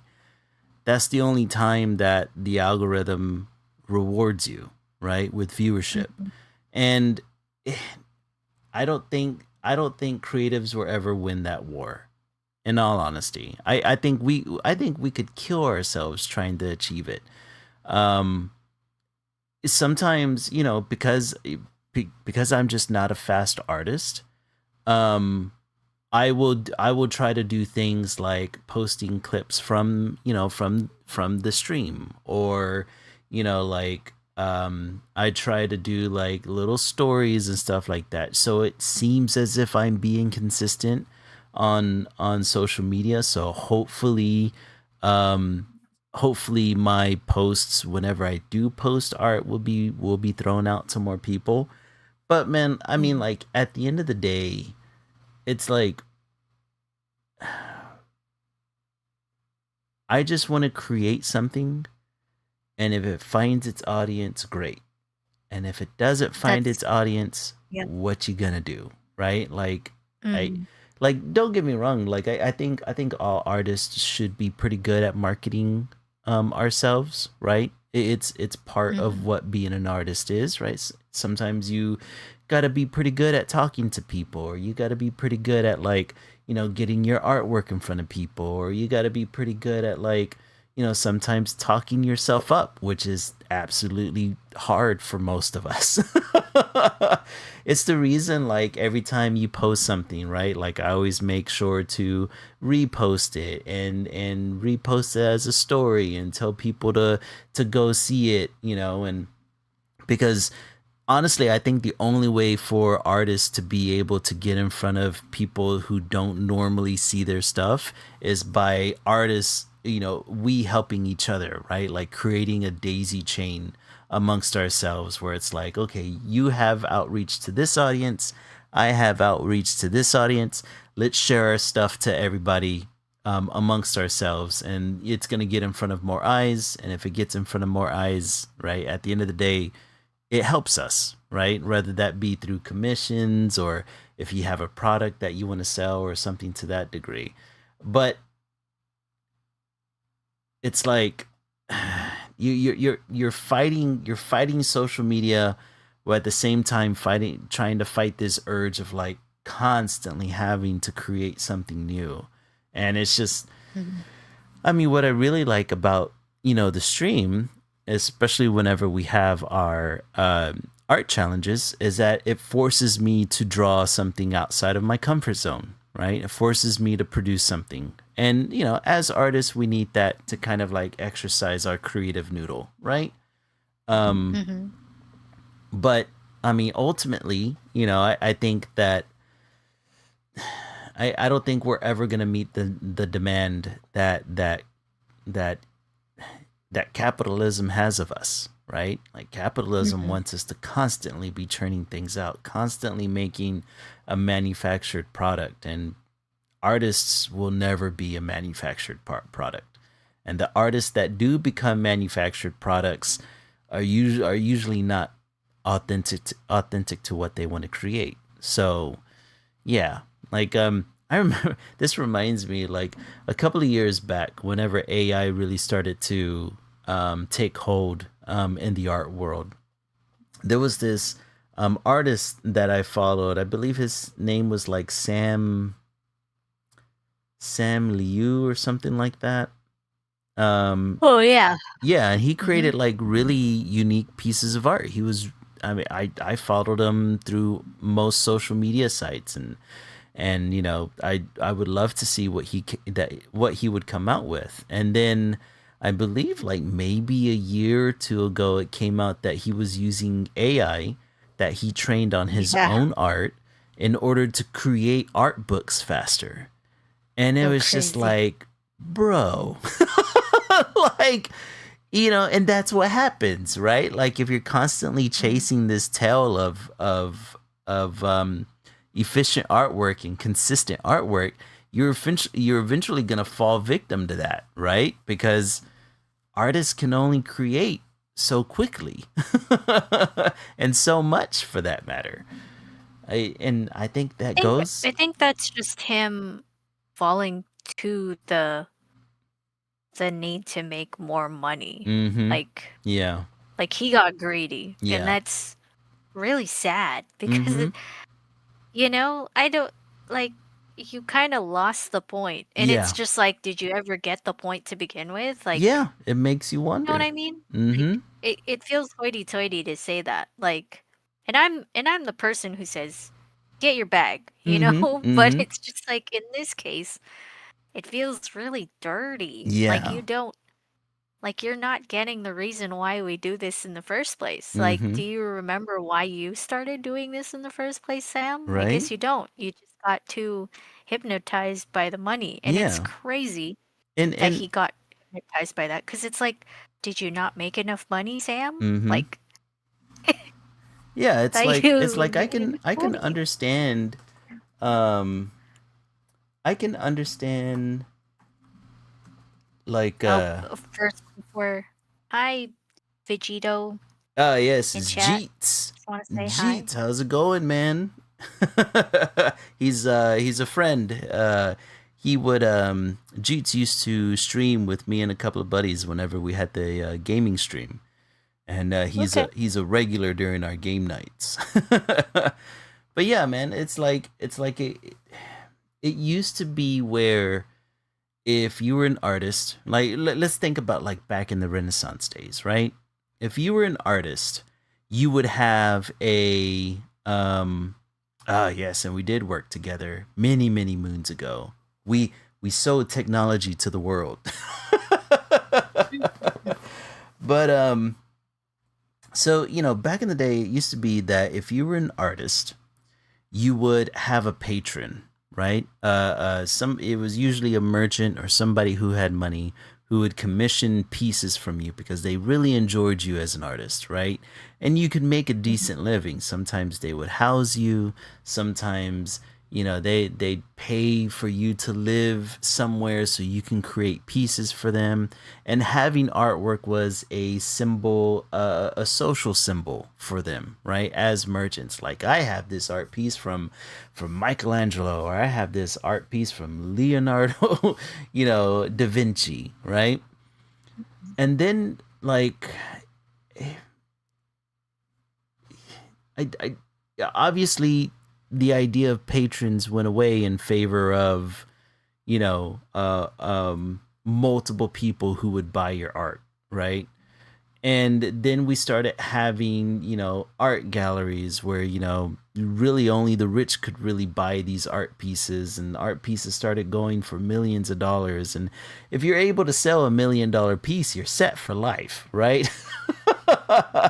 You're doing pretty good for yourself. But it's like, I don't know. I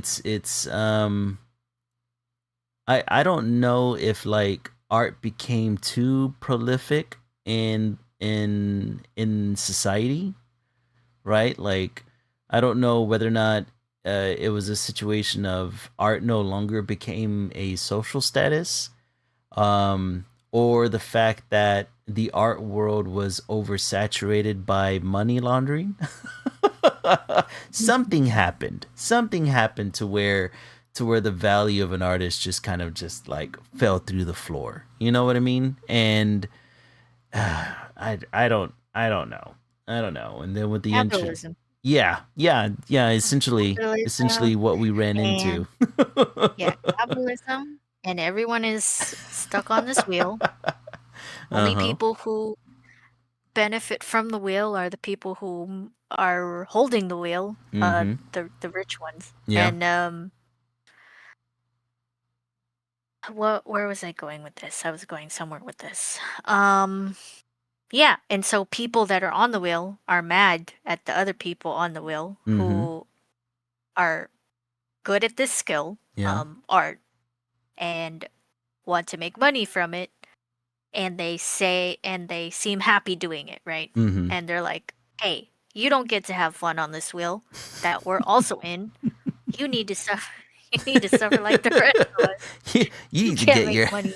you Yeah, need to that's hate your what job happened. just like me. Yeah, that's not a job. You need to get one where you're suffering like I like So I this am. is like crabs in a bucket dilemma is what we're suffering from then.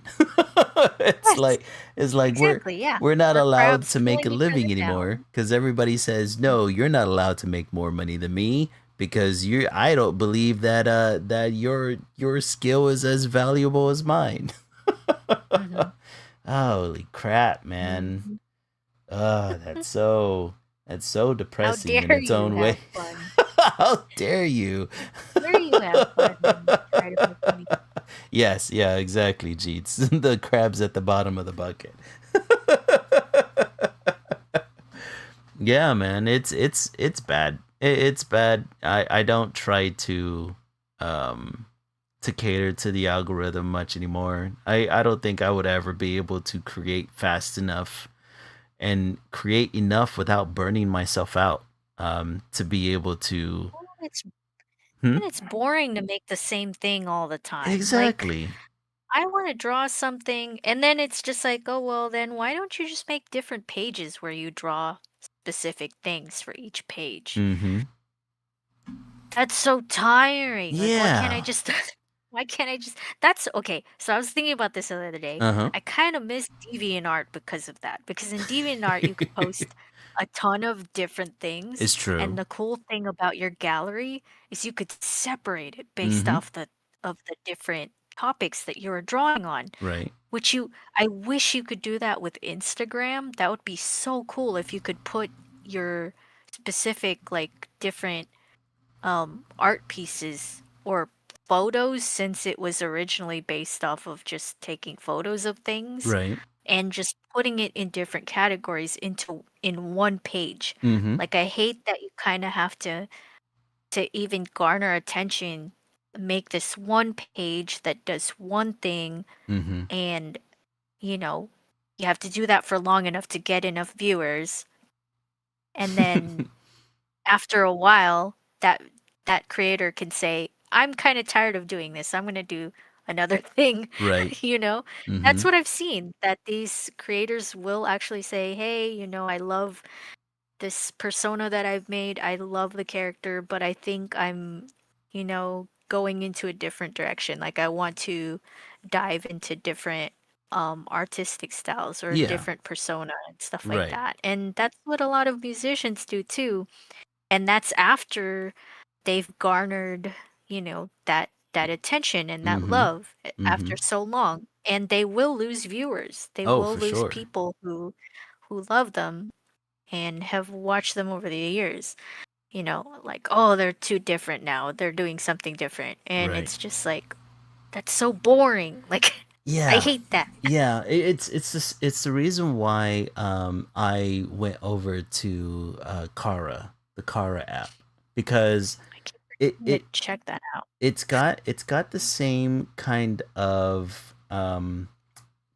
of foundation that Deviant Art had, right? Where you create art, you can post it, and you can have different galleries or categorizations of the things that you create, right? So if you want to do Hmm. 2D art, if you want to do 3D, if you want to do animation, if you want to do fan art, if you want to do portraits or illustrations or anything to that degree, right? Like, you can separate your artwork, you could even separate your gallery amongst those different things, and then you can, as far as like, whenever you build followers through the app, right? You're essentially just, it's just artists supporting artists, right?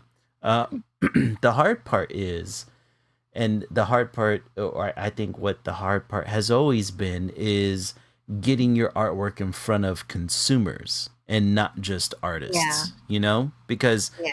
artists will always appreciate other artists, but we rarely buy from each other. Hmm. We're usually not Unless the you're like best. Van Gogh or something. Yeah, exactly. We're usually not like the most. We're usually not good patrons to other artists. Sometimes Because we'll. we're all broke. Yeah, like sometimes we will. We will like. Uh, uh, I guess commission other art from other artists, or sometimes I've known a number of artists that would do like art swaps amongst each other. But yeah, Hmm. if for any kind of income that you could that you can make a considerate amount at, you know getting it in front of other artists isn't really your end goal, right? Your end goal is to get it in front of art appreciators, right?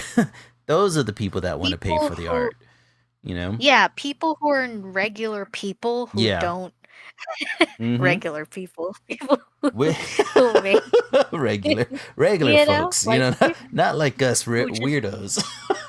people who consume the art who don't necessarily make the art Uh-huh. is basically it. Yeah. Either that or I'm just gonna start doing furry commissions. That's it. I'm going to the dark side. I'm tired of this. I hear there's a Yeah, lot of money over there. yeah, there is. And it's just like, and that was I think that was a conversation I was having with someone. It's like, Uh-huh. why are all the furry people, like the people who are into furries, like why are they always like people with money? Well, Like why is if it? you talk to Jeet, it's because they're all in IT. Yeah, apparently, Right. like secretly they're just like finance bros or something like that. Right. People, but secretly they're furries Yeah, and they secretly have they have money and they love they to got the indulge money. in their personas. Yeah. I mean, crap. I Yeah. Holy crap, dude. See, Jeet says that he knows 3 furries who work in NASA. NASA, bro. That's it. Like, I may just have to like bite the bullet, go into commission work for a little while until I make my bag, and then there you go. You just do the Did you ever watch the movie Dog? What is it? Not Dogma. Um, oh man, what is that? What is the movie? It's a Kevin Smith movie. Jay and Silent Bob Strike Back. Have you ever seen that movie? I've never heard of this movie. You never okay. So in the movie, right, it's following two stoners and they're going on this adventure and it's pretty funny, but in the movie there's a lot of celebrity cameos and two constant cameos within this universe that Kevin Smith has created is Ben Affleck and Matt Damon, right? And they've appeared in a number of his movies over the years because they're all good friends, right? And so so one time they were doing the in Jay and Silent Bob Strike Back, they're doing this faux movie. It was Goodwill Hunting 2, right? And it's completely crazy, right? It's a parody of the Goodwill Hunting movie. And so, Ben Affleck's talking to Matt Damon, and Matt Damon's complaining about doing this movie because it's not to the same quality as the previous one, and Ben Affleck goes up to Matt Damon. He's like, "Hey man, you got to remember, you do one for them, and then one for yourself, and then one for them." And one for yourself, and that's what I'm thinking of now. You do one furry commission, and then you do a personal artwork for yourself, and then another furry commission, and then do something for yourself. So you keep yourself from going crazy. You know what I mean? So yeah. Unless you Mhm. come to like, you know, the furry stuff, Hey, it's then always a win-win. possibility. Yeah, I'm not. Win-win. I'm not gonna shit on anybody's. I'm not gonna yuck on anybody's yum here. You know. Yeah, yeah, yeah. You don't want to turn into the Shad Man. You want to stay far and away from that. But Oh yeah, yeah, Jeets, if definitely. your Nope. NASA buddies need an artist, dude, just hit me up. I'm gonna officially go to the dark side. Oh God. And they're gonna come at me with feet requests, I'm sure. Oh man. Who knows? Who knows? I may enjoy drawing animal personas.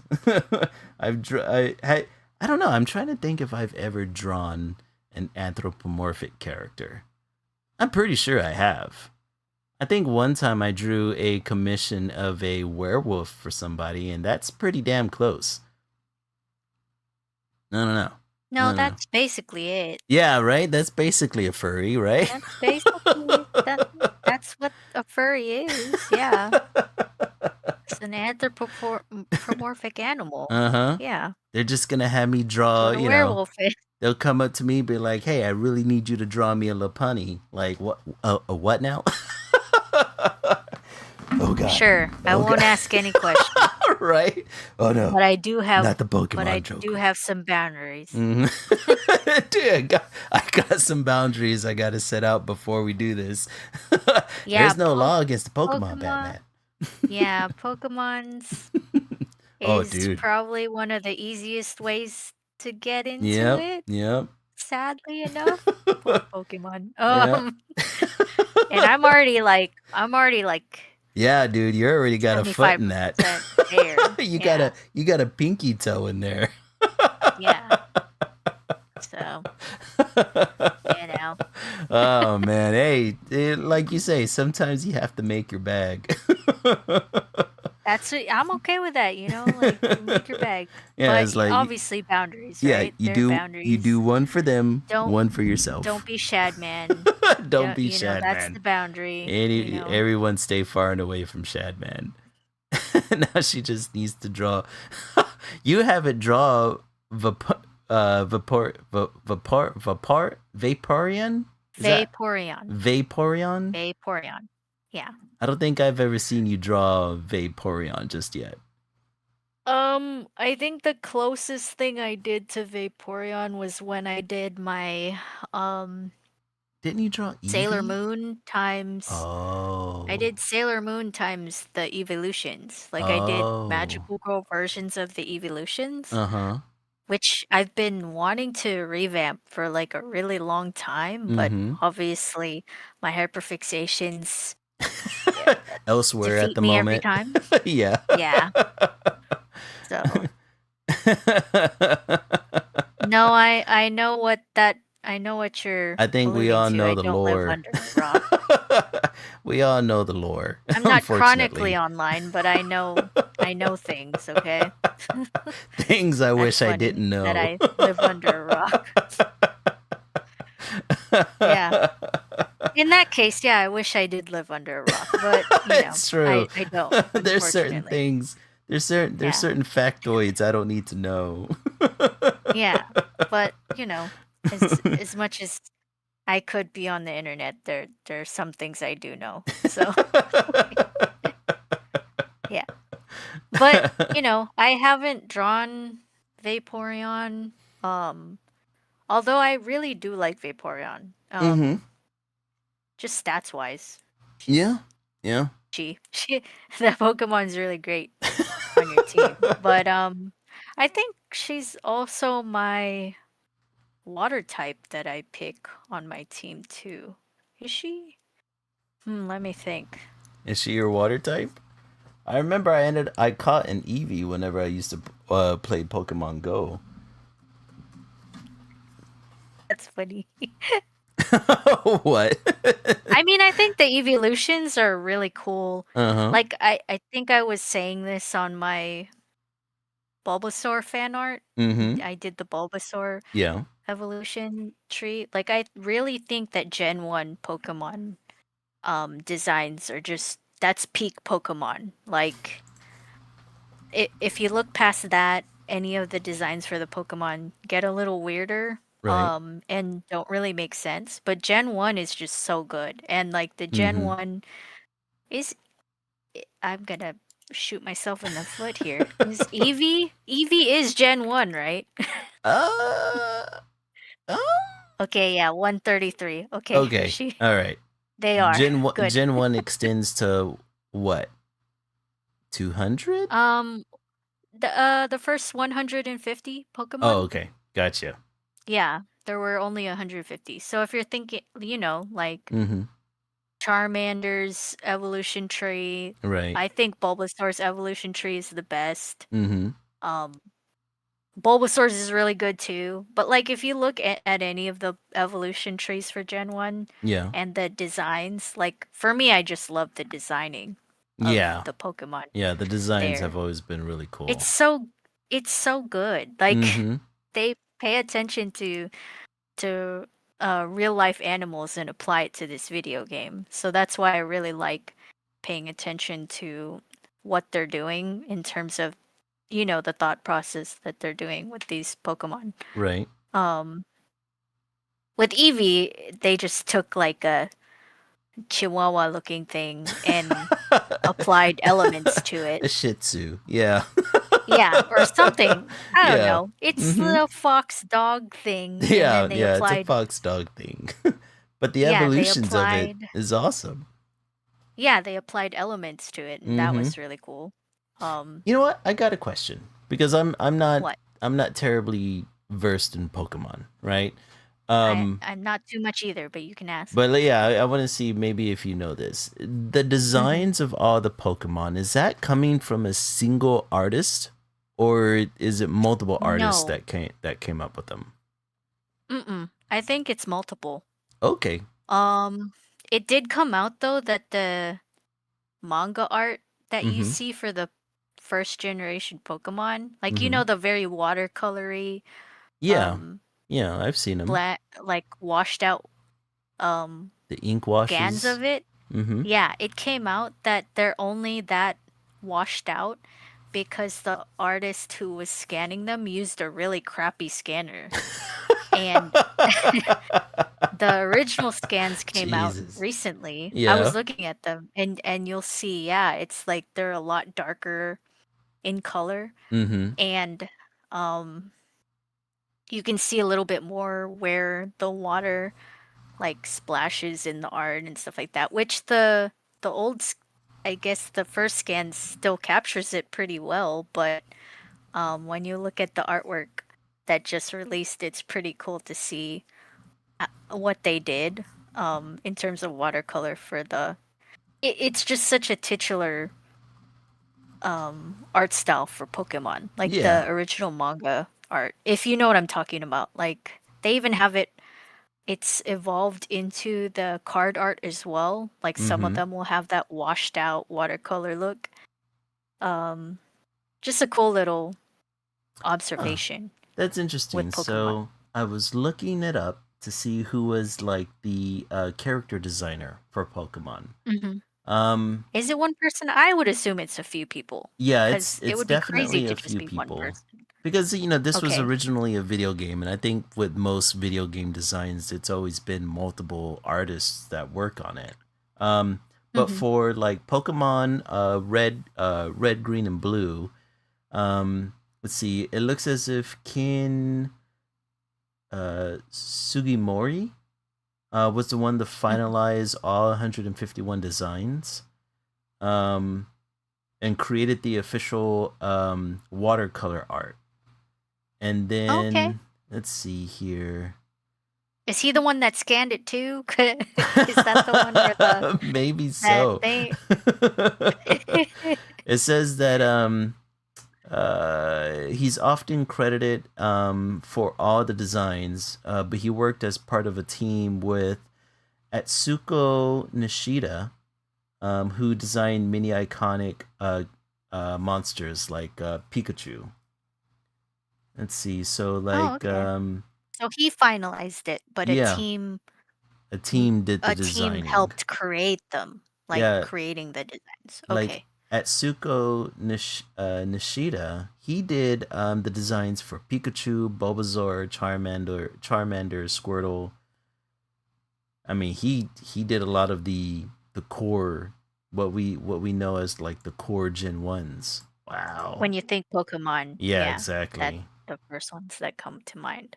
Dang, that's That's crazy. cool. That is cool. I can only imagine, and it's like an artistic dream, right? To like see your creations like take a life of its own, and just like Blow other up to artists, this yeah, extent. just blow up, and then see other artists' rendition of what you created, dude. That's got to be. I mean, that's legacy right there, man. That's the dream. Yep. That's your name going down in the history books at that point. Yeah, That's cool. the legend. Goodness. Let's see here. Do you want to go over your final topic?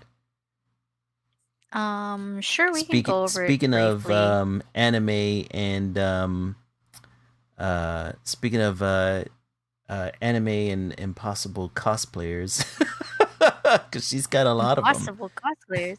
Yeah, she's got a lot of cosplays. Did you know that? Oh no, yeah, she Yeah, does. Yeah, she's yeah. an anime fan. Oh yeah, big one. Which is all the Um, more crazier yes. that this happened. But go ahead. Oh, it's crazy for a number of things, Yeah. okay? Like so I think this came out after our last stream, like right Mm-hmm. after. Um, think yeah, I saw it on his Instagram that night but it came out this week that Megan The Stallion broke off her relationship with Klay Thompson, who's a basketball player, if you guys didn't know, after she airs out that he cheated on her, which, you know, everyone is just clowning on this dude. Like, how could you?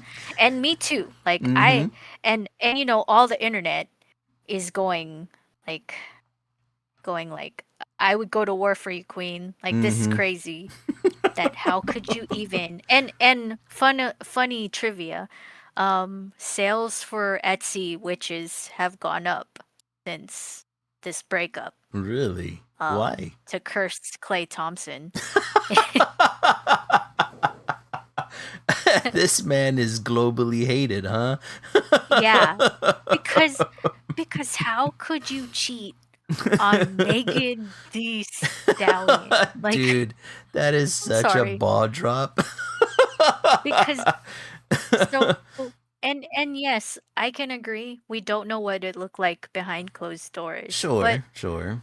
I don't know. Like, But everything Jesus, that is you she? could see from Megan, like it seemed like she was pretty genuine in Mm-hmm. her character, the way she portrayed it online, Mm-hmm. which again could be all a lie and fabricated. Right, right. But It this could be a lady opened a persona. Popeyes and learned every one of the employees' names there because Damn. she wanted to. Yeah.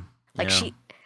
and she, posts videos of herself making like boozy drinks with her friends and they're just having fun and being silly. And Mm-hmm. she she proudly shows off her love for anime, cosplays whatever she wants. She sings about whatever she wants. She's making her bag. Mm-hmm.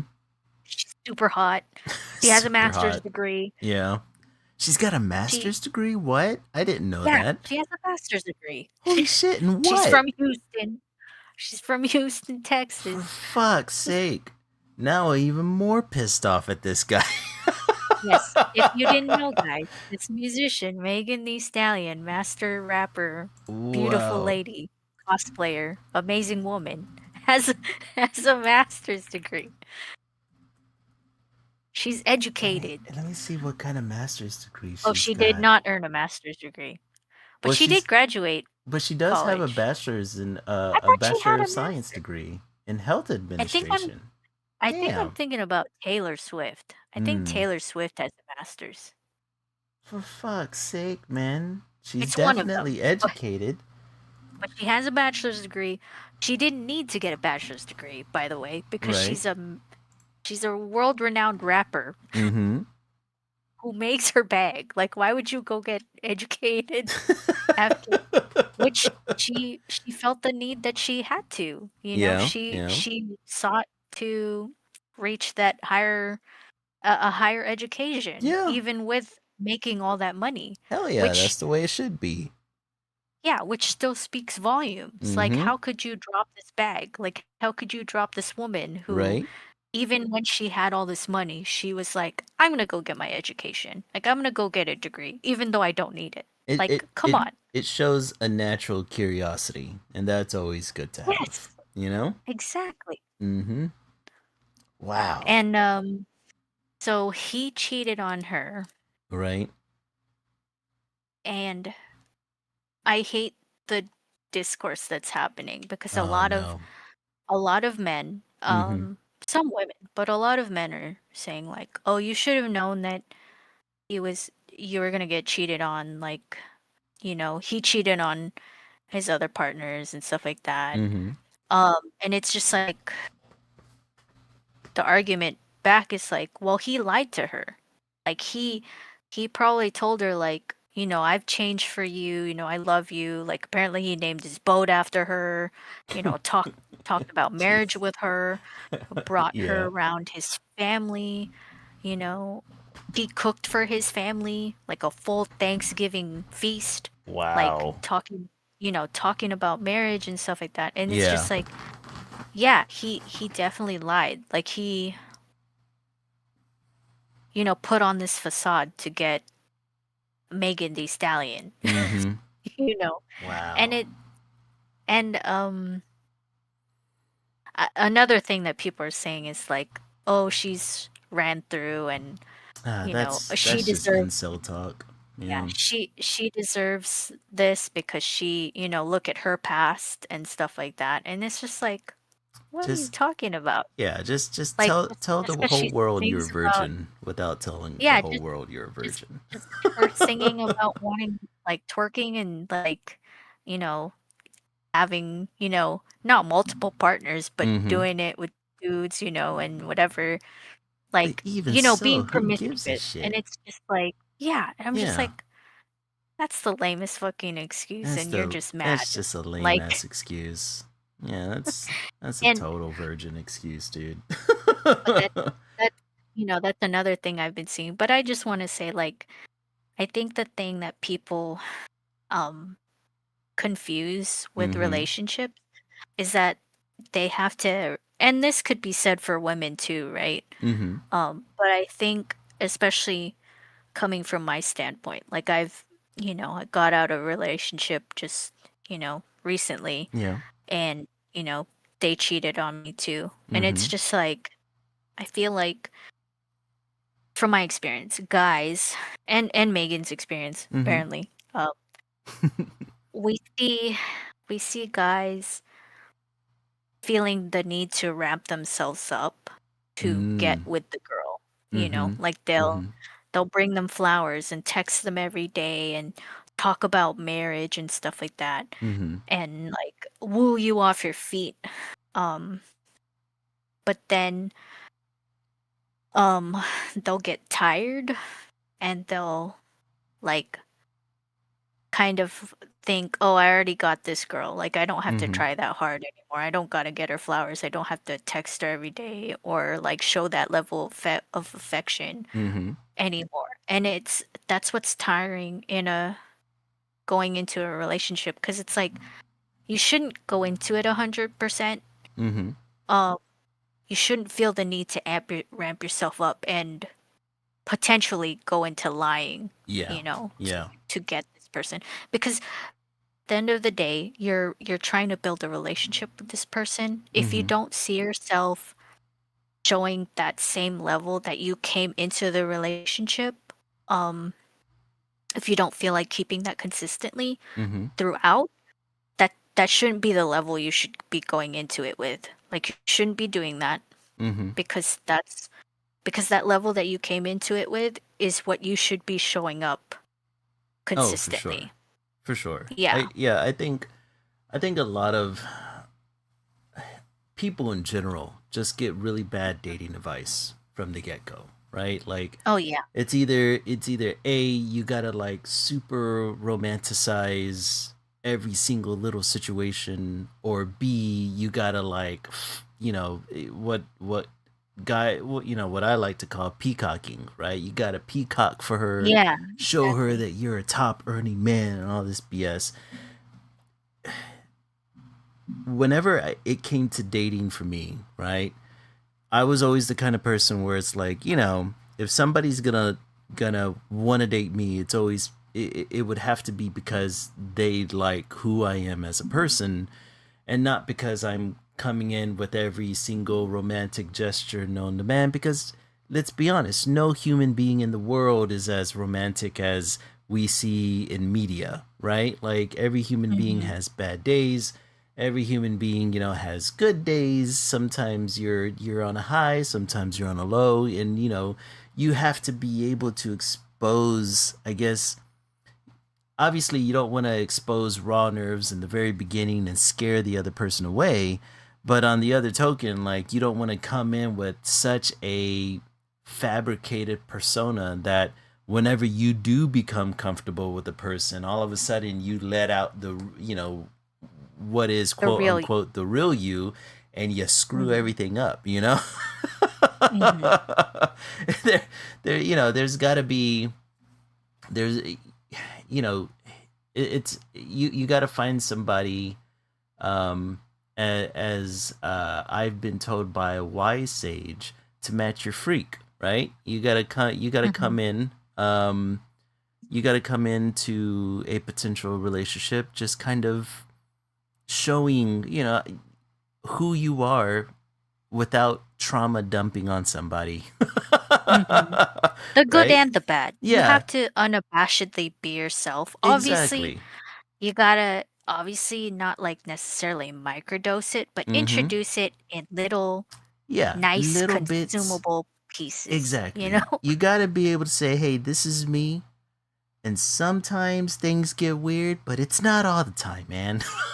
But I'm gonna show you I'm weird, like right Yeah, now, yeah, you know, but exactly. not as much not full Yeah, I'm not I'm full not I'm not only showing when you you're me fully in comfortable to full see it. manic mode, but I'm definitely gonna, Yeah. I need to let you know that, hey, like I've always been a fan of conversation, right? Whenever you meet somebody, you have a conversation, you get to know the person, you try to. I've always been a fan of like kind of digging into why people think the way that they do, and Mhm. I've always tackled relationships in much the same way, right? Like I want to know why you Mhm. think this or why you think that, and I want you to know like how I think, and yeah, every once in a while, like with all relationships, there comes a compromise at some point, right? Because you're trying to merge two lives together. But I mean, for the Yeah. most part, hopefully by the time you get to that point, both people know each other well enough, right? Mm-hmm. So yeah, this idea that you have to love bomb people, and this idea that you have to present like the inhuman version of yourself just to keep somebody around long enough to find out who you really are, it's just ass backwards. And Mm-hmm. it seems as if that possibly this Clay guy did the same, even though he had a goddess on his hands. Fuck, man. Dude, she captured my heart in She Hulk. You know what I mean? That's whenever I was She was in first She-Hulk? introduced. Yeah, she's in She Hulk. Oh, She's in an episode where she plays one of She Hulk's clients. that's Um, cool. and I that's one of the first times I was like really exposed to her, right? Because I didn't Mm-hmm. really know her um as a nerd, A I rapper? guess. Oh, a Yeah. nerd. Well, I knew of her as a rapper, but I didn't know that she had this nerdy side to her. And Oh, okay. whenever I found that out, I was like, dude, that's awesome. And then I started noticing the cosplays and everything, and I was like, damn. Like, that's She's some super good cool. shit. Yeah. So it's like, I don't know, man. Like I think a lot of people's I think that a lot of people's expectations for dating are so insanely unreal that I don't know what to blame for that though. You know what I mean? Like is it the Mm, media's fault? Is it because is it the internet's fault, right? Like maybe people are just not interacting with each other enough. Like mhm, is it like could it be the fact that, since we have shifting roles within relationships, maybe some people just haven't, come to grips with where they may be in a role. I mean, I'm assuming that if you're able to charm Megan the Stallion, right? I mean, how, like what are you what are what are you so afraid of to where you think you have, or I don't know. I don't know how you fumble that ball, man. I don't get it. Like obviously we don't know what the private life was like, right? Like maybe not all yeah. things are great. Just like with everybody, right? Like whenever you start But dating that's the somebody. thing. Mhm. Yeah, when you start dating somebody, you start to see more of their ugly sides too. Because Mhm. when you start wanting to date somebody, you of course first notice how cute they are, Yeah. how attractive they are, Mhm. how they laugh, and how they make good conversation. You Yeah. don't really get to see the sides of them when they're having a bad day, Exactly. when they're angry, or Yeah. something really bad happened to them. Mhm. And that's the thing that people get misconstrued Yeah. with going into relationships is they always look for that high, and they Mhm. don't they don't aren't willing to grow whenever there's the low points. Yeah. It's They detach themselves from the real person, mhm. and Yeah. they end up falling in love with an idea that's in their head as opposed to who the person actually is. And so whenever the ugly things do pop up, they're terrible at coping with it, and that's what ends up throwing, a relationship into disarray, or I just I understand that part. I get that being able to get to know a person is tough, right? Because it's a long process, right? Like Mhm. I don't think you should ever like you're always going to be discovering something new about someone. But I mean, even in that regard, see, this is so difficult because I didn't know that the guy was a basketball player, right? Mm. It's so weird whenever it comes to celebrity relationships because celebrities live in such a different world than the rest of us. Yeah, they You know do. what I mean? And it's like, I don't know, man. Like this, in fear of sounding like a terrible human being, I don't think you can be in a celebrity relationship and expect like regular person loyalty right off the bat. Mm. Does that sound weird? Like, cuz we're regular people, right? It's pretty normal for us to get into a relationship that we try to make long term because, obviously we don't have the financial freedom of of weathering bad things to happen in your life, right? All of us have if you live with a significant loved one, if something goes bad, not everybody has the option to just move out, right? Or go find another apartment.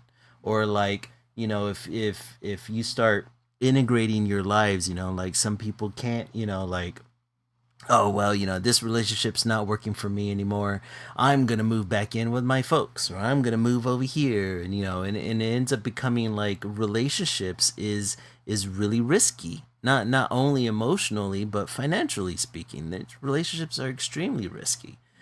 But whenever you become celebrity level rich, that riskiness that is normally associated with finances all of a sudden goes away, right? Because now you have the complete independence to literally do whatever the hell you want, right?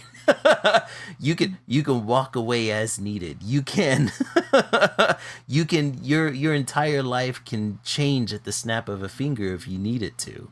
And that that's usually the reason why I put these people in two separate categories, cuz it's like, there's whenever it comes to regular people, there's a lot of reasons that kind of like um, uh, incentivize couples to work something out outside of emotional feelings, right? Because as everybody knows, emotional feelings can come in and come out like waves, right? Like one minute you could really love somebody, and the next minute they can piss you the hell off to no ends.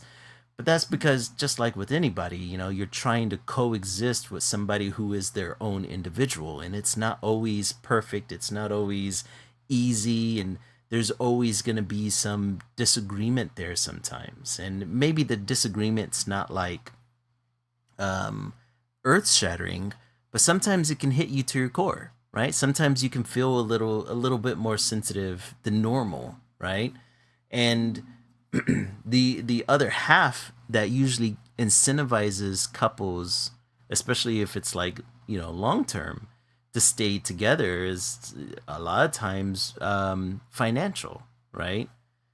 And whenever that aspect of a relationship goes away and you're just left with, can I be emotionally mature enough to stay with somebody?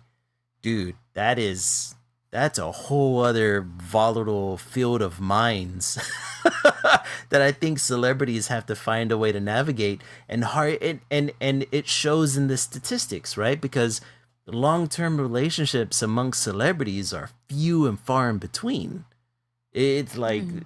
I mean, even whenever kids are involved, it's like, well, I don't really got to stay with this person. I can go off and buy my own house and raise my kid over there, and I've got a nanny for my kid, so I don't got to worry about going to a job and leaving my kid at home because I have somebody trusted there, or I have family members that live with me that help with the kid. And so it's a different playing field. And I swear, I swear, I have this, my tinfoil hat theory is that almost everybody who is at a certain income level, I think they're all just kind of like polyamorous to a degree.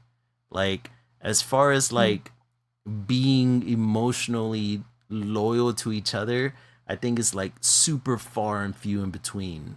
and that whenever these people like get together through marriages or through relationships, I think it's kind of like one of those things where it's like, yeah, I really like you as a person, and yeah, I really want to get to know you, and yeah, let's date and let's make this a little bit more official, and we can, have this press release that we're dating, which is the weirdest thing in the world, right? Like having a press release that you're dating somebody, and then like and then usually a couple of months or years down the line, it's like, oh yeah, well, we couldn't work it out because we were always long distance, or we couldn't work it out because he or she cheated on me, or we couldn't work it out because I don't know, so and so had to do a movie that was that took him out of my life for 6 months, and I just couldn't deal with the loneliness, right? Like I don't know. I don't know. It's a completely different beast to me. Like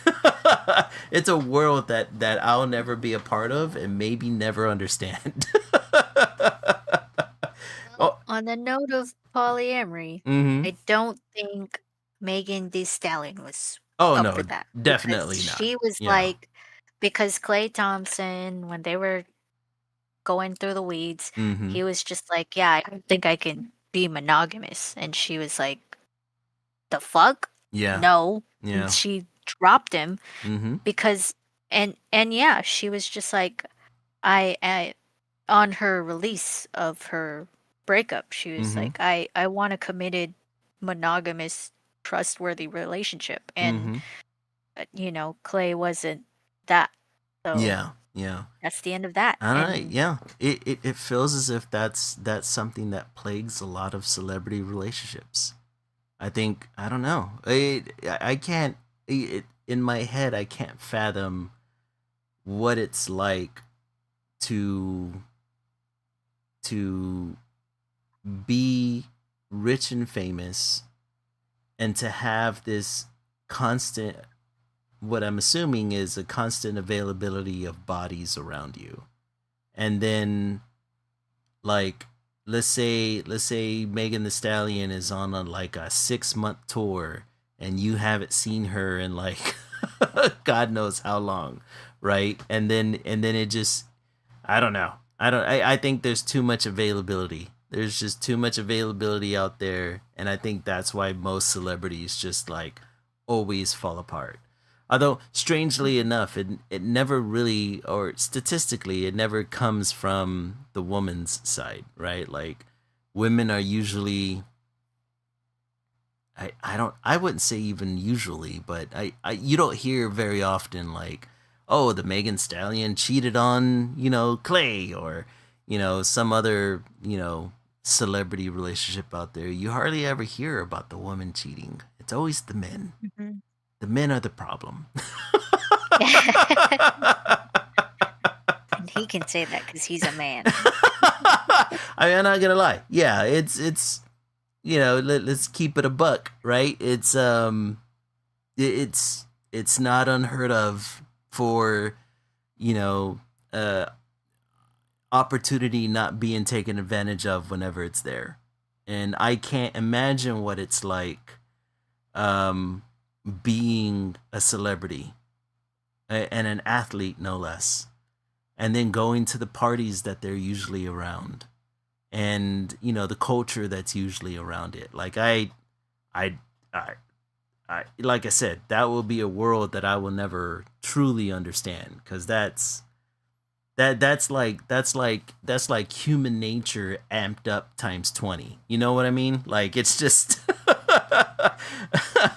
I feel bad for people who are that famous, because I don't think there's ever really a way for them to kind of escape that. I think that amount of power and money just always lends people to kind of succumb to their more baser natures. And yeah, I feel bad for the people who are like wanting things more stable. Like you just don't live in a stable, you don't exist in a stable world. You exist in a very volatile world that's based off of weird power dynamics, and you know off fly off the hinge emotions constantly.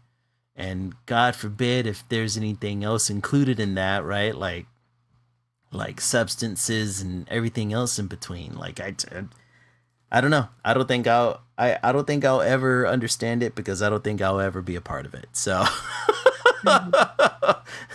it's just it's just one of those worlds that exist. It's almost like I can only imagine it's the same way that like ancient peoples viewed their pantheons, right? Like whenever you read about Greek tragedies or whenever you read about Roman dramas and stuff like that, right? The gods act in a very volatile and chaotic way, right? They're like humans, like I said, human nature amped up to 20, right? And that's the way I kind of view the celebrity world, right? Like they live on a plane that's different from ours because they experience human nature at a much more raw, it's much more raw for them, right? It's just a it's like being on some, not even a roller coaster because you're controlling it a good half of the time.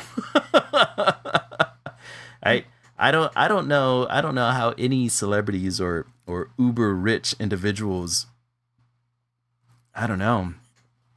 Like I've had friends come into money and the way it changes them, and that's because they're not like multimillionaires, right? They just come into more money than the normal, and Mhm. I've seen it even change really good friends of mine, and it's, I don't know, and then you multiply that times 10. I don't I don't I don't know. That kind of stuff, that kind of stuff freaks me out a little. Mhm. But I feel bad for Megan the Stallion cuz she seems like a pretty good person.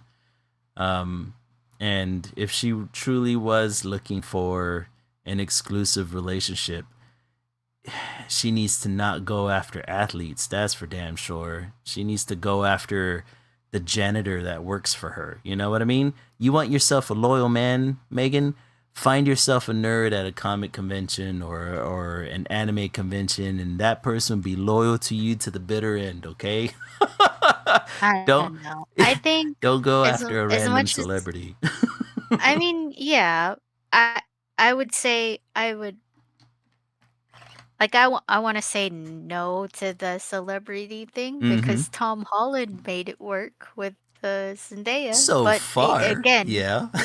he I don't know. They look perfect for each other. I'm only And saying it because statistically, right? Statistically I speaking, know, those but relationships go straight down the shitter. I'm gonna s- so I'm gonna say for Tom Holland's case, he did start off as a nerd. Like Yeah, he did.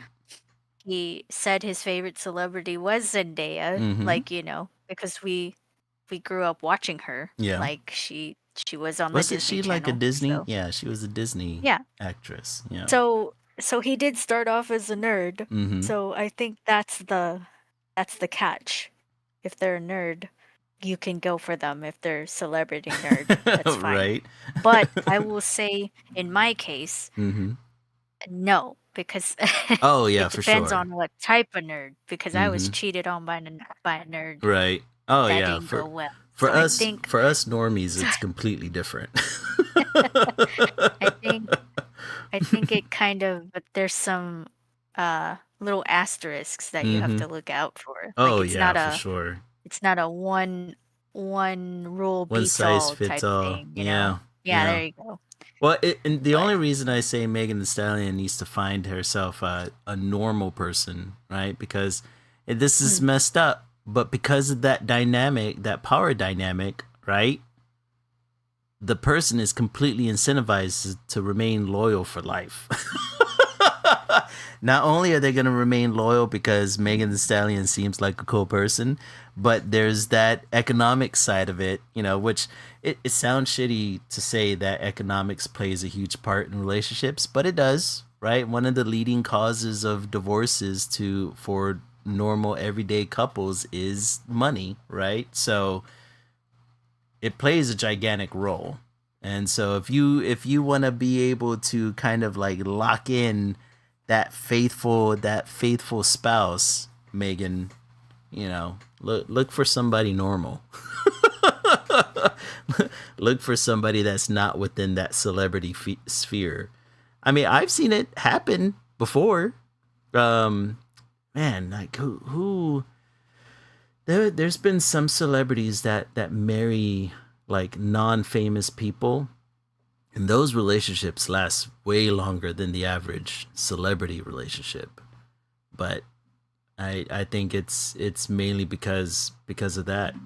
I mean, like this relationship ended up sooner or more recently, but Hugh Jackman and his ex-wife, they were together for like 20 plus years, and his ex-wife wasn't a celebrity in the slightest. But 20 years amongst celebrities is super rare. Like that hardly happens, man. That's what I'm saying. And it's just I think that's my equation to it. I don't know if it's I don't Yeah, know if but it's you want true to or not. find, but even their relationship ended. So I Yeah, don't their think relationship even definitely ended over like time. I think there's an asterisk. Mm-hmm. Like, it's not that you have to find a normal person. Like I think you normie. just have to find like Mm-hmm. A certain kind of it's person. hard. Yeah. Yeah, it's Mm-hmm. hard. Obviously, over time, Yeah. you change as a person. Oh, for sure. And you should be allowed to. That's just how life goes. Mm-hmm. It's all about finding finding who you're willing to change with. Yeah. And I Yeah. think, even relationships like Hugh Jackman's, like, who knows what happened in their relationship, right? I think Like, Hugh Jackman cheated on her. I think, yeah, if I'm see, not on a normal mistaken. person. Like, come on. Like, come on. Yeah. Like, you know what I mean? Like, Hmm. they change too. And it the most what successful relationships are Hmm. ones where they're willing to change together. Yeah. Yeah, Um, for sure. That's and usually that's a little harder to come by, yeah. you know. Yeah. But Being able to find somebody that's willing to compromise with you is usually gonna be, and you willing to compromise with them, obviously, right? Like, yeah, you both have to be able to change together yeah. and move You together. got to be willing to build together. You got to be willing to, having similar goals or goals that you want to see the other person accomplish. Yeah. That's going to be the glue to a long-term relationship, because unfortunately, as you get older, and you know I swear almost every decade, a person's going to have a new personality, right? There's going to be new interests, there's going to be new things that they discover, there's going to be new dislikes, and your life is going to change, right? Kids may be introduced, a new financial situation may be introduced. There's life is never constant or stable. It's constantly unstable, and it's always changing, right? And so, yeah, you have to be willing to. You gotta. I remember reading this somewhere. Maybe I saw it in or something. You have to be willing to fall in love with a person over and over and over again, because it's gonna Yeah, be a new person every single time, right? exactly. So yeah, yeah, it takes work. All relationships take work, but also on the other side of that, you're also not there to hurt yourself either, right? You shouldn't be the only Exactly. one compromising. You shouldn't be the only one, being taken advantage of, right? So it's a unfortunately nobody teaches you the skill. There's no handbook for it. Yeah. And sometimes you really don't realize, you truly don't understand a relationship till you're older.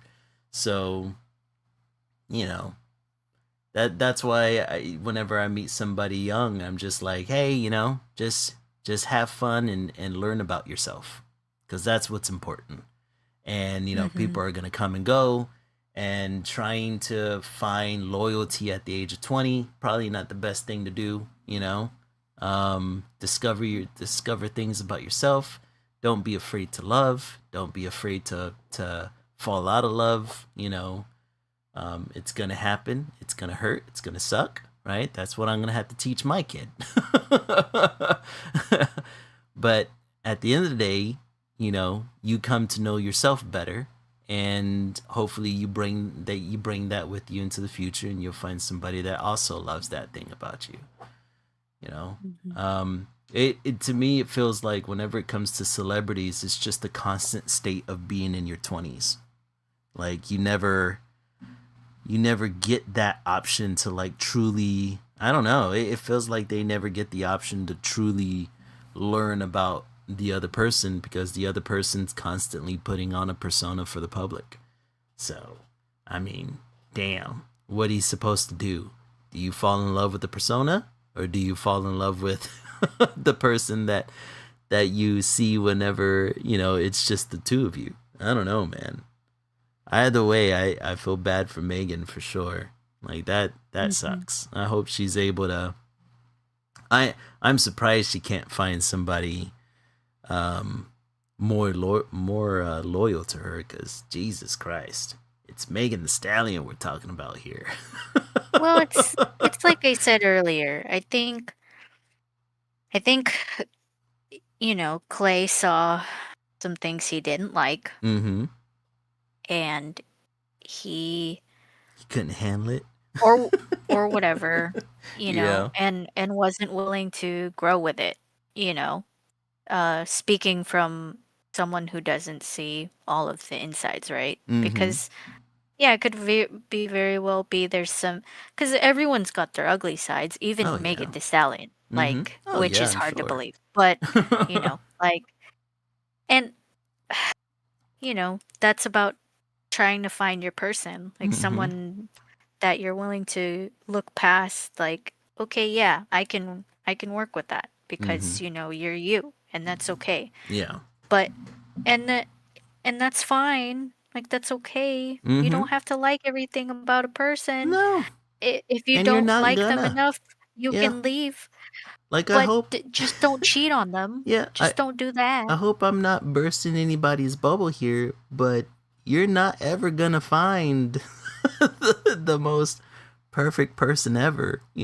Like there's It'll gonna be be. rare if you find someone who's very perfect for you, Oh yeah, Like, super rare. it's super rare. Super rare, But man. it's just willing to look past those ugly sides to be like, Mm-hmm. "Hey, I've got ugly sides too. That's Yeah. okay." Yeah, it's like You know? here's my trauma. I hope you can deal But with it. yeah, and that's fine. Like I said, Mm-hmm. like, it's okay that he did, but he shouldn't have cheated. Yeah. Like, Yeah, just that's fucking leave. Like, yeah. why are you being a piece of shit? I Like, don't just know. just There's go. yeah. I think I don't know. I think I'm too much of a cynic. I think that whenever it comes to celebrities, them cheating on each other is just another Tuesday. It feels like, and like I'm bad. I feel bad that it happened to Megan. But I don't know how many celebrity relationships out there always end the same way. Like the time. Like I've never heard Yeah, I a get it. celebrity relationship end where it's like, oh, we ended it because he liked the color blue and I liked red. It's always like, oh, he cheated on me. Oh, she cheated on me. Oh, and it's always back and forth. She cheated him here and he cheated there, and it's like, I think I think that's like the leading cause of celebrity breakups. Like somebody's gonna cheat on somebody, but again, it's like it comes down to it's just in my opinion, I think it's just the open availability of bodies constantly. And Mm. if the two celebrities aren't constantly there to reaffirm their love for each other, yeah, it's just gonna eventually somebody, like if Clay was ever lonely, at one point, and somebody was there to pick up that torch for even just one day, that's all it took, unfortunately. And that's no justification for him. He's still a piece of shit for doing it by us normal standards. But, for celebrities, maybe I'm too hard on celebrities, but I just think that's a normal Tuesday for those guys. Yeah, Should I it think be? it Nah, I but can see it. Yeah. it's like, I don't think it should be, right? Like, we all have our own ethical and moral standards. But even the ethics of somebody that rich, it is so different from normal people's. I mean, we see it all the time with CEOs and billionaires, man.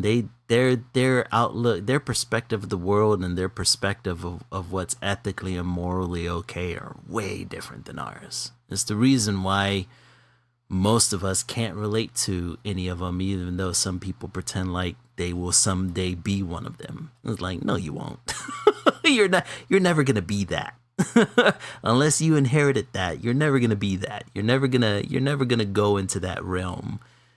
So it's like, yeah, I don't even pretend to understand what governs any of the norms within millionaire culture, because I don't think it's the same culture as the rest of us. That's for sure.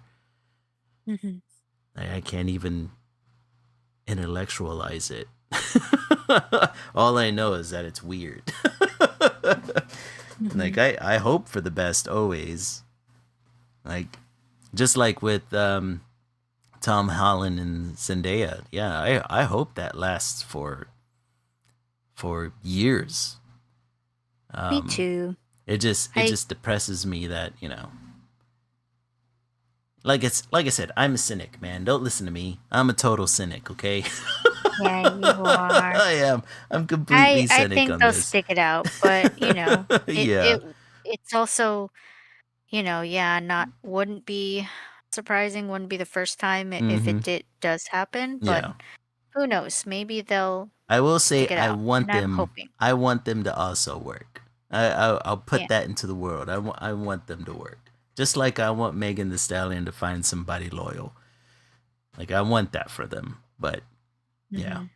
Well, we'll see. We'll see. There's hope. There's always hope out in the world, man. We all gotta hang on to hope every now and again. But it still blows my mind that you would fumble a ball like Megan The Stallion. And what a Hmm. dumb asshole. For sure. But it feels like I've been saying that a lot lately.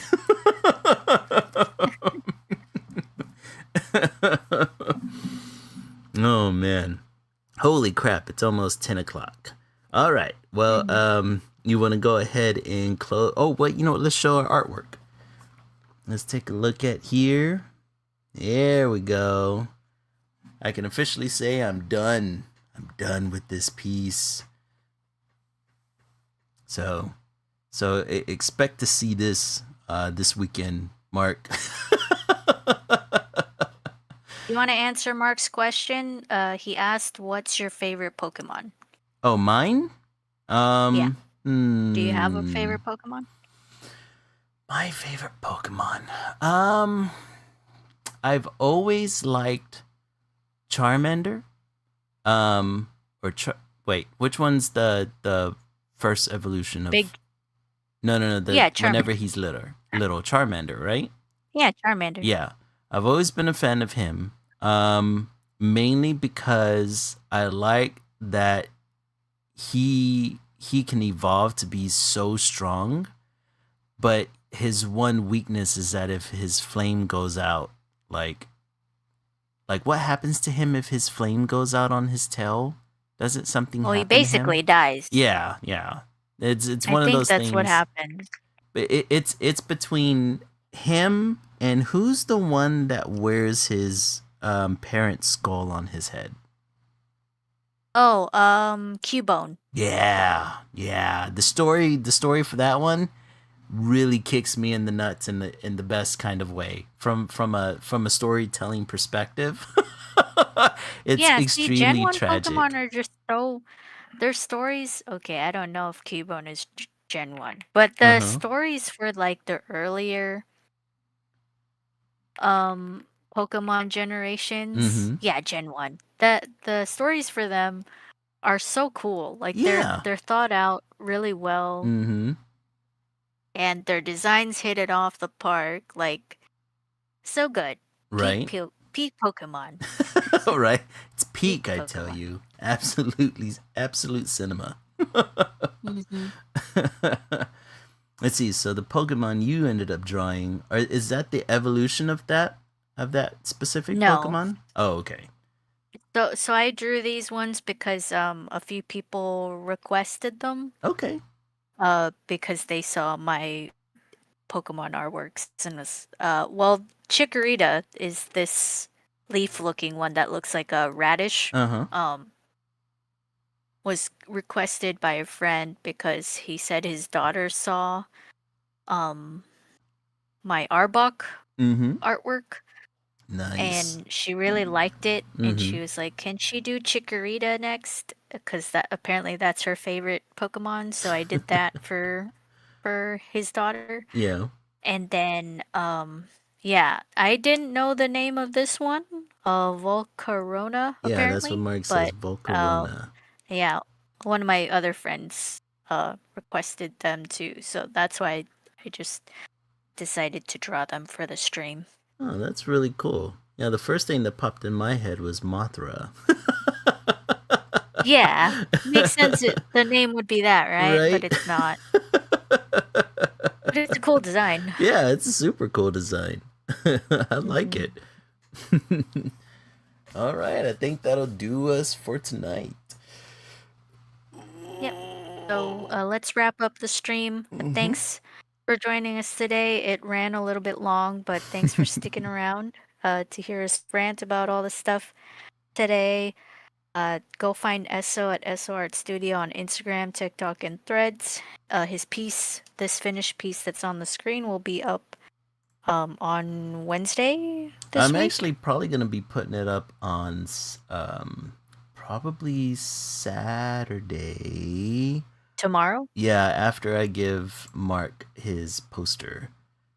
Okay, cool. Yeah, yeah, So you'll yeah. get to see that and the probably the speed art the what is it Mm-hmm. called? Oh, the speed paint of The it. process. Yeah, the Yep. speed fade of it. You'll be able to see that, so go give him a follow. Follow me at Lily Lilac Draws on Instagram, Threads, Tumblr, TikTok. This art piece will be up as well. If you'd like to donate, go find our coffee page. All the links are down below.